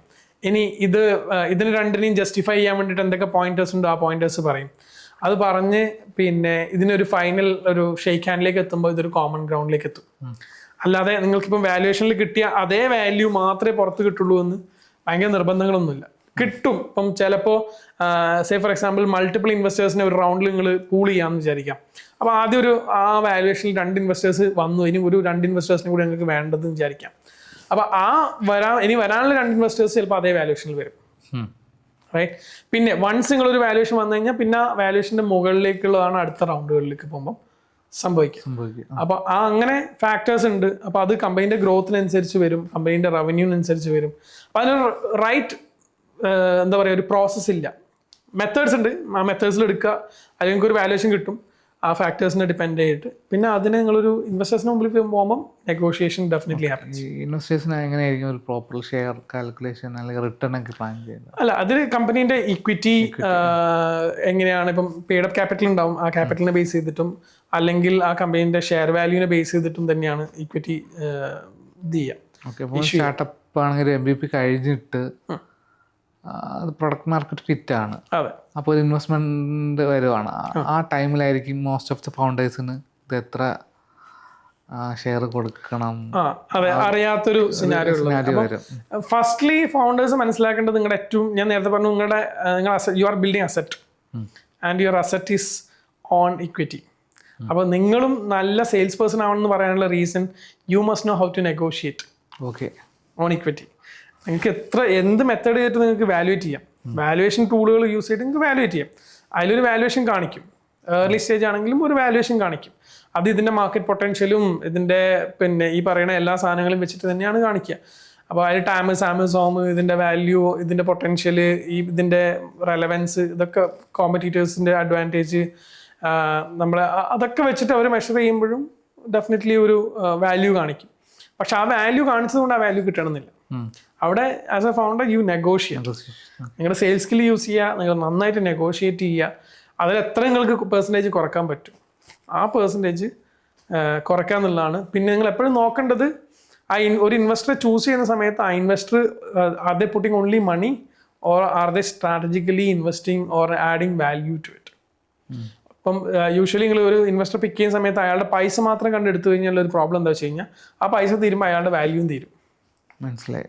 നേരെ മറിച്ച് അയാൾക്ക് അടുത്ത ഇൻവെസ്റ്ററെ കൊണ്ടുവരാനോ അല്ലെങ്കിൽ അടുത്ത റൗണ്ടിൽ ഇൻവെസ്റ്റേഴ്സിനെ കൊണ്ടുവരാനോ അല്ലെങ്കിൽ അല്ലാതെയുള്ള അയാളുടെ നെറ്റ്വർക്ക് ത്രൂ നിങ്ങൾക്ക് വരാനുള്ള സപ്പോർട്ട് സിസ്റ്റം ആണോ, ഇതൊക്കെ ഉണ്ടെങ്കിൽ മാത്രമേ അയാളൊരു വാല്യൂ അഡീഷൻ ആയിട്ട് എപ്പോഴും നിങ്ങളുടെ ക്യാപ് ടേബിളിൽ നിൽക്കുന്നതിൽ ലോജിക്കുള്ളൂ. അല്ലാത്ത പക്ഷം അയാളൊരു വൺ ടൈം ഇൻവെസ്റ്ററാണ്.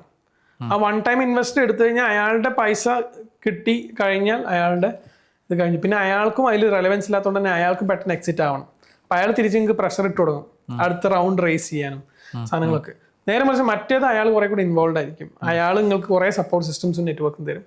അയാൾ തന്നെ അടുത്ത റൗണ്ട് റേസ് ചെയ്യാൻ ഹെൽപ്പ് ചെയ്യും. ഓക്കെ. അപ്പോൾ ഇൻവെസ്റ്റർ സെലക്ട് ചെയ്യുമ്പോഴും വളരെ ഇമ്പോർട്ടൻ്റ് ആയിട്ട് ശ്രദ്ധിക്കണം. ഓക്കെ. നമുക്കിപ്പോൾ ഈ അങ്ങനെയുള്ള കേസുകളിലേക്ക് കേരള സ്റ്റാർട്ടപ്പ് മിഷൻ എങ്ങനെയൊക്കെയാണ് സപ്പോർട്ട് ചെയ്യുന്നത്? Startup mission fund of fund എന്ന് പറഞ്ഞിട്ടൊരു എലമെന്റ് സ്റ്റാർട്ടപ്പ് മിഷൻ ചെയ്യുന്നുണ്ട്. അപ്പോൾ ഡിഫറെന്റ് ഫണ്ടേഴ്സിന്റെ ഫണ്ടിനെ പൂൾ ചെയ്തിട്ട് അതിനെ ഫെസിലിറ്റേറ്റ് ചെയ്യുന്ന പരിപാടികൾ ചെയ്യുന്നുണ്ട്. ഡയറക്ട്ലി സ്റ്റാർട്ടപ്പ് മിഷൻ ഫണ്ടിങ് ചെയ്യുന്നില്ല. നേരത്തെ ഗ്രാൻഡുകളെ കുറിച്ച് ഞാൻ പറഞ്ഞു, ഗ്രാൻഡുകൾ ചെയ്യുന്നുണ്ട്, ഫണ്ടുകൾ ചെയ്യുന്നില്ല, ഫണ്ടിങ് ചെയ്യുന്നില്ല. പക്ഷേ ഒബ്വിയസ്ലി ഇപ്പോൾ ഇവിടെ മലബാർ ഏഞ്ചൽ നെറ്റ്വർക്കോ അല്ലെങ്കിൽ ഇതുപോലുള്ള ഏഞ്ചൽ നെറ്റ്വർക്കുകൾ കേരളത്തിലുണ്ട്. ഇൻഡിവിജ്വൽ ആയിട്ടുള്ള ഏഞ്ചൽസ് ഉണ്ട്, ഫണ്ട് ചെയ്യുന്ന ഏഞ്ചൽസ് ഉണ്ട്. VC ഫേംസുമായിട്ടും ഡെഫിനറ്റ്ലി സ്റ്റാർട്ടപ്പ് മിഷൻ കണക്റ്റഡ് ആണ്. അപ്പോൾ അവിടെയൊക്കെ കണക്ട് ചെയ്ത് തരാൻ, ആ നെറ്റ്വർക്കിലേക്കൊക്കെ ആക്സസിബിലിറ്റി തരാൻ സ്റ്റാർട്ടപ്പ് മിഷന് ഡെഫിനറ്റ്ലി പറ്റും. സ്റ്റാർട്ടപ്പ് മിഷൻ ആയാലും അതിൻ്റെ അകത്തുള്ള എംപ്ലോയീസ് ആയാലും മെന്റേഴ്സ് ആയാലും ഒക്കെ നമ്മളൊക്കെ പല രീതിയിൽ പല എക്കോസിസ്റ്റംസുമായിട്ടും കണക്ട് ചെയ്ത് വർക്ക് ചെയ്യുന്ന ആളുകളാണ്. അപ്പൊ അത് നമുക്ക് കണക്ട് ചെയ്ത് തരാൻ പറ്റും. എഗെയിൻ കണക്ട് ചെയ്തതൊന്നുകൊണ്ട് ഫണ്ട് കിട്ടില്ല, അങ്ങനെ ഒരു ധാരണ ആയിരിക്കും ഉണ്ടാവരുത്. അവിടെ നിങ്ങൾ പോയിട്ട് നിങ്ങൾ ആസ് എ ബിസിനസ് ഓണർ അല്ലെങ്കിൽ founder you have to sell your business. നിങ്ങളുടെ പ്രൊഡക്റ്റ് അല്ല, you have to really sell your business. ആ നിങ്ങളുടെ സെയിൽസ് സ്കില്ലിനനുസരിച്ചായിരിക്കും നിങ്ങൾക്ക് അവിടെ ഇൻവെസ്റ്റ്മെന്റുകൾ ക്രാക്ക് ചെയ്യാൻ പറ്റുക. പിന്നെ നിങ്ങളുടെ ഡ്യൂ ഡിലിജൻസ് ചെയ്യുന്ന സമയത്ത് നിങ്ങളുടെ പേപ്പർ വർക്ക്സ്, നിങ്ങളുടെ ഡേറ്റ, നിങ്ങളുടെ പ്രോസസ്സുകൾ, നിങ്ങളുടെ സ്കെയിലബിലിറ്റി, നിങ്ങളുടെ പ്രൊഡക്റ്റ്, ഈ സാധനങ്ങളൊക്കെ അവർ ഡെഫിനറ്റ്ലി ചെക്ക് ചെയ്യും. അപ്പോൾ ആ സാധനങ്ങളൊക്കെ വയബിൾ ആണെങ്കിൽ definitely they will do it. സിമ്പിളായിട്ട്. അതെ. പക്ഷേ ഈ ഗ്രാൻഡിൻ്റെ സൈഡ് വരുമ്പോൾ ഇത്രയും സ്റ്റാർട്ടപ്പുകളിൽ കുറച്ച് സ്റ്റാർട്ടപ്പുകൾ മാത്രമേ ഗ്രാൻഡ് കിട്ടിയതായിട്ട്, അതിൻ്റെ ആ ക്രൈറ്റീരിയാസ് എന്തായിരിക്കും? ഒന്ന് അഗെയിൻ ഗ്രാൻഡുകൾ നോക്കുന്ന സമയത്ത് ഇപ്പം ഏറ്റവും കോമൺ ആയിട്ട് ഇപ്പം പല ഗ്രാൻഡുകളുടെ സെലക്ഷനൊക്കെ വേണ്ടിയിട്ട് ഞാൻ ഇരിക്കാറുണ്ട്. അപ്പോൾ അതിലൊക്കെ സെലക്ഷനിലേക്ക് വരുമ്പോൾ ഉള്ളൊരു ഏറ്റവും വലിയ പ്രോബ്ലം കണ്ടിട്ടുള്ളത്, അവർക്ക് ശരിക്കും അവരുടെ കോൺസെപ്റ്റ് ഇപ്പം നല്ല കോൺസെപ്റ്റ് ആയിരിക്കും, അടിപൊളി ബിസിനസ് ഐഡിയ ആയിരിക്കും, അവർക്ക് അത് ചെയ്യാനുള്ള കപ്പാസിറ്റി ഉണ്ടാവും. But they don't know how to present it, അല്ലെങ്കിൽ they don't know how to communicate it. Okay. അതിൽ ഏറ്റവും കോമൺ ആയിട്ട് നമ്മൾ നോക്കുന്നത്, ഒന്ന് എന്ത് പ്രോബ്ലമാണ് നിങ്ങൾ അഡ്രസ്സ് ചെയ്യുന്നത്, ആ പ്രോബ്ലത്തിൻ്റെ റെലവൻസ് എന്താ. ഓക്കെ. രണ്ട്, ആ പ്രോബ്ലം അഡ്രസ്സ് ചെയ്യാൻ how are you fit as a founder for it. ഇനി മൂന്ന്, നിങ്ങൾ എത്രത്തോളം റിസ്ക് ടേക്കിംഗ് ആണ്. ഇപ്പം ചിലപ്പോൾ നിങ്ങൾ സേ ഫോർ എക്സാമ്പിൾ ഒരു ഗ്രാൻഡിന് അപ്ലൈ ചെയ്തു. അപ്പോൾ ഇതിനു മുമ്പ് നിങ്ങൾ എങ്ങനെയാണ് ഇതിൻ്റെ ക്യാപിറ്റൽ റേസ് ചെയ്തിട്ടുള്ളത്, നിങ്ങളുടെ ഫ്രണ്ട്സ്, നിങ്ങളുടെ ഫാമിലി, നിങ്ങളുടെ ക്ലോസ് സർക്കിൾ, അതെന്തുകൊണ്ടാണ് നോക്കുന്നത് വെച്ച് കഴിഞ്ഞാൽ ആ നിങ്ങളുടെ ഫ്രണ്ട്സും ഫാമിലിയും ക്ലോസ് സർക്കിളും നിങ്ങളുടെ കോൺസെപ്റ്റിലും നിങ്ങളിലും വിശ്വാസം അർപ്പിക്കുന്നുണ്ട്. അതുണ്ടെങ്കിലാണ് ബാക്കി ഒരു ഇൻവെസ്റ്റർ പോയിന്റ് ഓഫ് വ്യൂ അല്ലെങ്കിൽ ഗ്രാൻഡ് പോയിന്റ് ഓഫ് വ്യൂലൊക്കെ എന്ത് ചെയ്യാൻ പറ്റുക, അതിൽ ഇടുന്നതിൽ വയബിലിറ്റി ഉണ്ടാവും. ഇനി പിന്നെ ഗ്രാൻഡുകൾ കിട്ടാൻ ഏറ്റവും നല്ലൊരു മാർഗം എന്താണെന്ന് ചോദിച്ചു കഴിഞ്ഞാൽ ഗ്രാൻഡിന് അപ്ലൈ ചെയ്യാന്നുള്ളത് തന്നെയാണ്. പക്ഷേ ഗ്രാൻഡിന് അപ്ലൈ ചെയ്യുമ്പോൾ നിങ്ങൾ ഏതെങ്കിലും ഇൻക്യുബേറ്റേഴ്സ് ത്രൂ അപ്ലൈ ചെയ്യുകയാണെങ്കിൽ, ഇപ്പം IML ഇൻക്യുബേറ്റേഴ്സ് ഉണ്ട്, പല കേരളത്തിൽ ഒരുപാട് ഇൻക്യുബേറ്റേഴ്സ് ഉണ്ട്. ഇൻക്യുബേറ്റേഴ്സ് ത്രൂ അപ്ലൈ ചെയ്യുകയാണെങ്കിൽ കുറെ കൂടി ക്രെഡിബിലിറ്റി ഉണ്ടാവും. കാരണം നിങ്ങൾക്ക് ഇൻക്യുബേറ്ററിൽ സെലക്ഷൻ കിട്ടാൻ ഒരു മിനിമം വയബിലിറ്റി വേണം. അവിടെ കുറച്ച് എക്സ്പേർട്ട് ആയിട്ടുള്ള ആളുകൾ നിങ്ങളുടെ ബിസിനസ്സിനെയും നിങ്ങളെയും ഇവാലുവേറ്റ് ചെയ്യുന്നുണ്ട്. അതിനുശേഷമാണ് നിങ്ങൾ ഫണ്ട് അല്ലെങ്കിൽ ഗ്രാൻഡ് അപ്ലൈ ചെയ്യുന്നതെങ്കിൽ ആ ഇൻക്യുബേറ്റേഴ്സിന്റെ ക്രെഡിബിലിറ്റി കൂടി നിങ്ങളെ ഹെൽപ്പ് ചെയ്യും ഗ്രാൻഡുകൾ കിട്ടാൻ. ഇൻക്യുബേറ്റേഴ്സ് എന്ന് പറഞ്ഞാൽ ഇപ്പം നിങ്ങളെ മോസ്റ്റ്ലി ഏർലി സ്റ്റേജിലുള്ള ഐഡിയേഷൻ സ്റ്റേജിലുള്ള പ്രൊഡക്റ്റ് ഡെവലപ്പ് ചെയ്ത് തുടങ്ങിയിട്ടുള്ള അങ്ങനെയുള്ള സ്റ്റാർട്ടപ്പുകളെ മെന്റർഷിപ്പോട് കൂടി ഇൻക്യുബേറ്റേഴ്സിന്റെ അകത്ത് നിങ്ങളെ സെലക്ട് ചെയ്ത് അവിടെ ബേസിക് ചിലപ്പം ഈ ഗ്രാൻഡുകളെ സപ്ലൈയും അല്ലെ ഫണ്ട് സപ്പോർട്ടൊക്കെ തരും, പ്ലസ് നല്ല മെന്റേഴ്സിനെയും നല്ല ആൾക്കാരെയും തരും.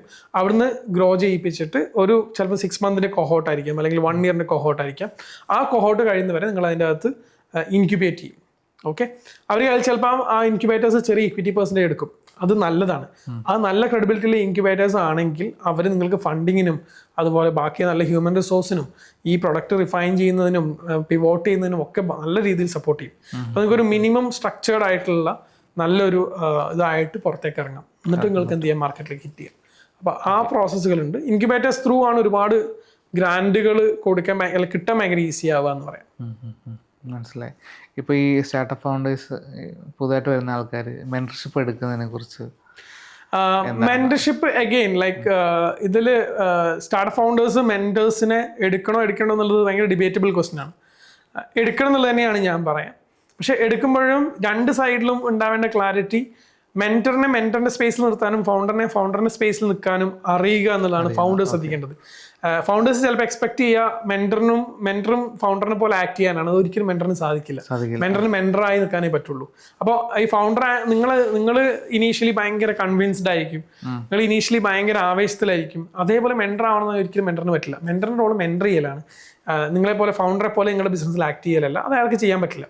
രണ്ടാമത്തെ കാര്യം, നിങ്ങൾ മെന്ററിനെ എങ്ങനെ യൂട്ടിലൈസ് ചെയ്യുന്നു എന്നിടത്താണ് നിങ്ങളുടെ ഗ്രോത്ത് ഉണ്ടാവുക. മെന്റർ ഒരിക്കലും ഇവിടെ വന്നിട്ട് നിങ്ങളെ ബാക്കിൽ നടന്നിട്ട് ഇതിനെ ഗ്രോ ചെയ്യിപ്പിക്കേണ്ട ആവശ്യം അയാൾക്കില്ല. അപ്പൊ അത് ഒരിക്കലും ഉണ്ടാവില്ല. അയാളുടെ പിറകെ നിങ്ങൾ നടക്കണം, അയാളുടെ എക്സ്പെർട്ടൈസ് യൂസ് ചെയ്യണം. പിന്നെ മൂന്നാമത്തേത് മെന്ററിങ് ഈസ് എ ഡേറ്റിംഗ് എന്ന് പറയാറുണ്ട് സാധാരണ. കാരണം ചിലപ്പോൾ ചിലത് ശരിയാവും, ചിലത് ശരിയാവില്ല എന്ന് പറയുന്നത്. ചില മെന്റേഴ്സ് വർക്ക് ആവില്ല. അത് നിങ്ങളുടെ ഇൻഡസ്ട്രിയും നിങ്ങളുടെ കൾച്ചറും നിങ്ങളുടെ വാല്യൂ നിങ്ങളുടെ മിഷനും നിങ്ങളുടെ പ്രൊഡക്റ്റിനും ഒക്കെ ഫിറ്റ് ആവുന്ന മെന്ററിനെ കണ്ടെത്തുന്നവരെ നിങ്ങൾ സെർച്ച് ചെയ്തുകൊണ്ടിരിക്കണം. ഒരു മെന്റർ ശരിയായില്ല എന്നുള്ളതുകൊണ്ട് മെന്റേഴ്സ് ആരും ശരിയാവില്ല എന്ന് വിശ്വസിക്കുന്നതും ശരിയല്ല. നല്ല റൈറ്റ് മെന്റേഴ്സിനെ കണ്ടെത്താൻ ശ്രമിക്കും. ഇപ്പോൾ KSU സ്റ്റാർട്ടപ്പ് മിഷനിലാണെങ്കിൽ അവിടെ അങ്ങനെ ഒരു പ്രോസസ്സ് തന്നെയുണ്ട്. റൈറ്റ് മെന്റേഴ്സിനെ ചൂസ് ചെയ്ത് തരാനുള്ള ആളുകളും പ്രോസസ്സും ഉണ്ട്. അപ്പോൾ അങ്ങനെയുള്ള സ്പേസുകളിൽ പോയിട്ട് മെന്റേഴ്സിനെ ചൂസ് ചെയ്യുക. അല്ലാത്ത പക്ഷം നിങ്ങൾ നോക്കേണ്ടത് പെയ്ഡ് ആയിട്ടുള്ള കൺസൾട്ടന്റിനെ ആയിരിക്കും. ഓക്കെ, അങ്ങനെ ഒരു മെന്റർഷിപ്പ് കിട്ടണമെങ്കിൽ. കാരണം അവർ പെയ്ഡ് ആണ്, അവർ എക്സ്പെർട്ടൈസ് ഏരിയ അതായിരിക്കും, അവർ പെയ്ഡ് മെന്റർഷിപ്പിന് എടുക്കുക. അല്ലെങ്കിൽ നിങ്ങൾ ഇതേപോലത്തെ നിങ്ങൾ ഇനീഷ്യൽ സ്റ്റേജിലാണ്, റവന്യൂ മേക്ക് ചെയ്യുന്നില്ല, അങ്ങനത്തെ സ്റ്റേജുകളാണെങ്കിൽ ഡെഫിനറ്റ്ലി ഈ സ്റ്റാർട്ടപ്പ് മിഷന്റെ പോലത്തെ സ്പേസിൽ വന്നിട്ട് എന്ത് ചെയ്യാം, മെന്റർ മാച്ചിങ് ചെയ്യുന്ന മെക്കാനിസം ഉള്ള സ്ഥലത്ത് നിന്ന് മെന്റേഴ്സിനെ ചൂസ് ചെയ്യാം. മെന്റേഴ്സിന് എപ്പോഴും വാല്യൂ അഡിഷൻ തരാൻ പറ്റും. പക്ഷേ ultimate responsibility is yours as founder. അത് മെന്ററിന്റെ മുകളിൽ ഇട്ടിട്ട് കാര്യമില്ല. ഓൺ യു ആണ് ചെയ്തേ പറ്റുള്ളൂ. അത്രേ ഉള്ളൂ. അത് നിങ്ങൾ തന്നെ പണിയെടുക്കണം, വേറെ ആരും പണിയെടുക്കില്ല. അപ്പോൾ നിങ്ങൾക്ക് ഇതുപോലെ സ്റ്റാർട്ടപ്പ് കൺസൾട്ടേഷനും കാര്യങ്ങളൊക്കെ ഉണ്ടെങ്കിൽ നിങ്ങൾക്ക് രാഹുലിനെ കണക്ട് ചെയ്യാവുന്നതാണ്. ഞങ്ങളൊരു കമ്മ്യൂണിറ്റി ബിൽഡ് ചെയ്യുന്നുണ്ട്. അതിൻ്റെ ലിങ്ക് ഞാൻ ഡിസ്ക്രിപ്ഷനിൽ ആഡ് ചെയ്തേക്കാം.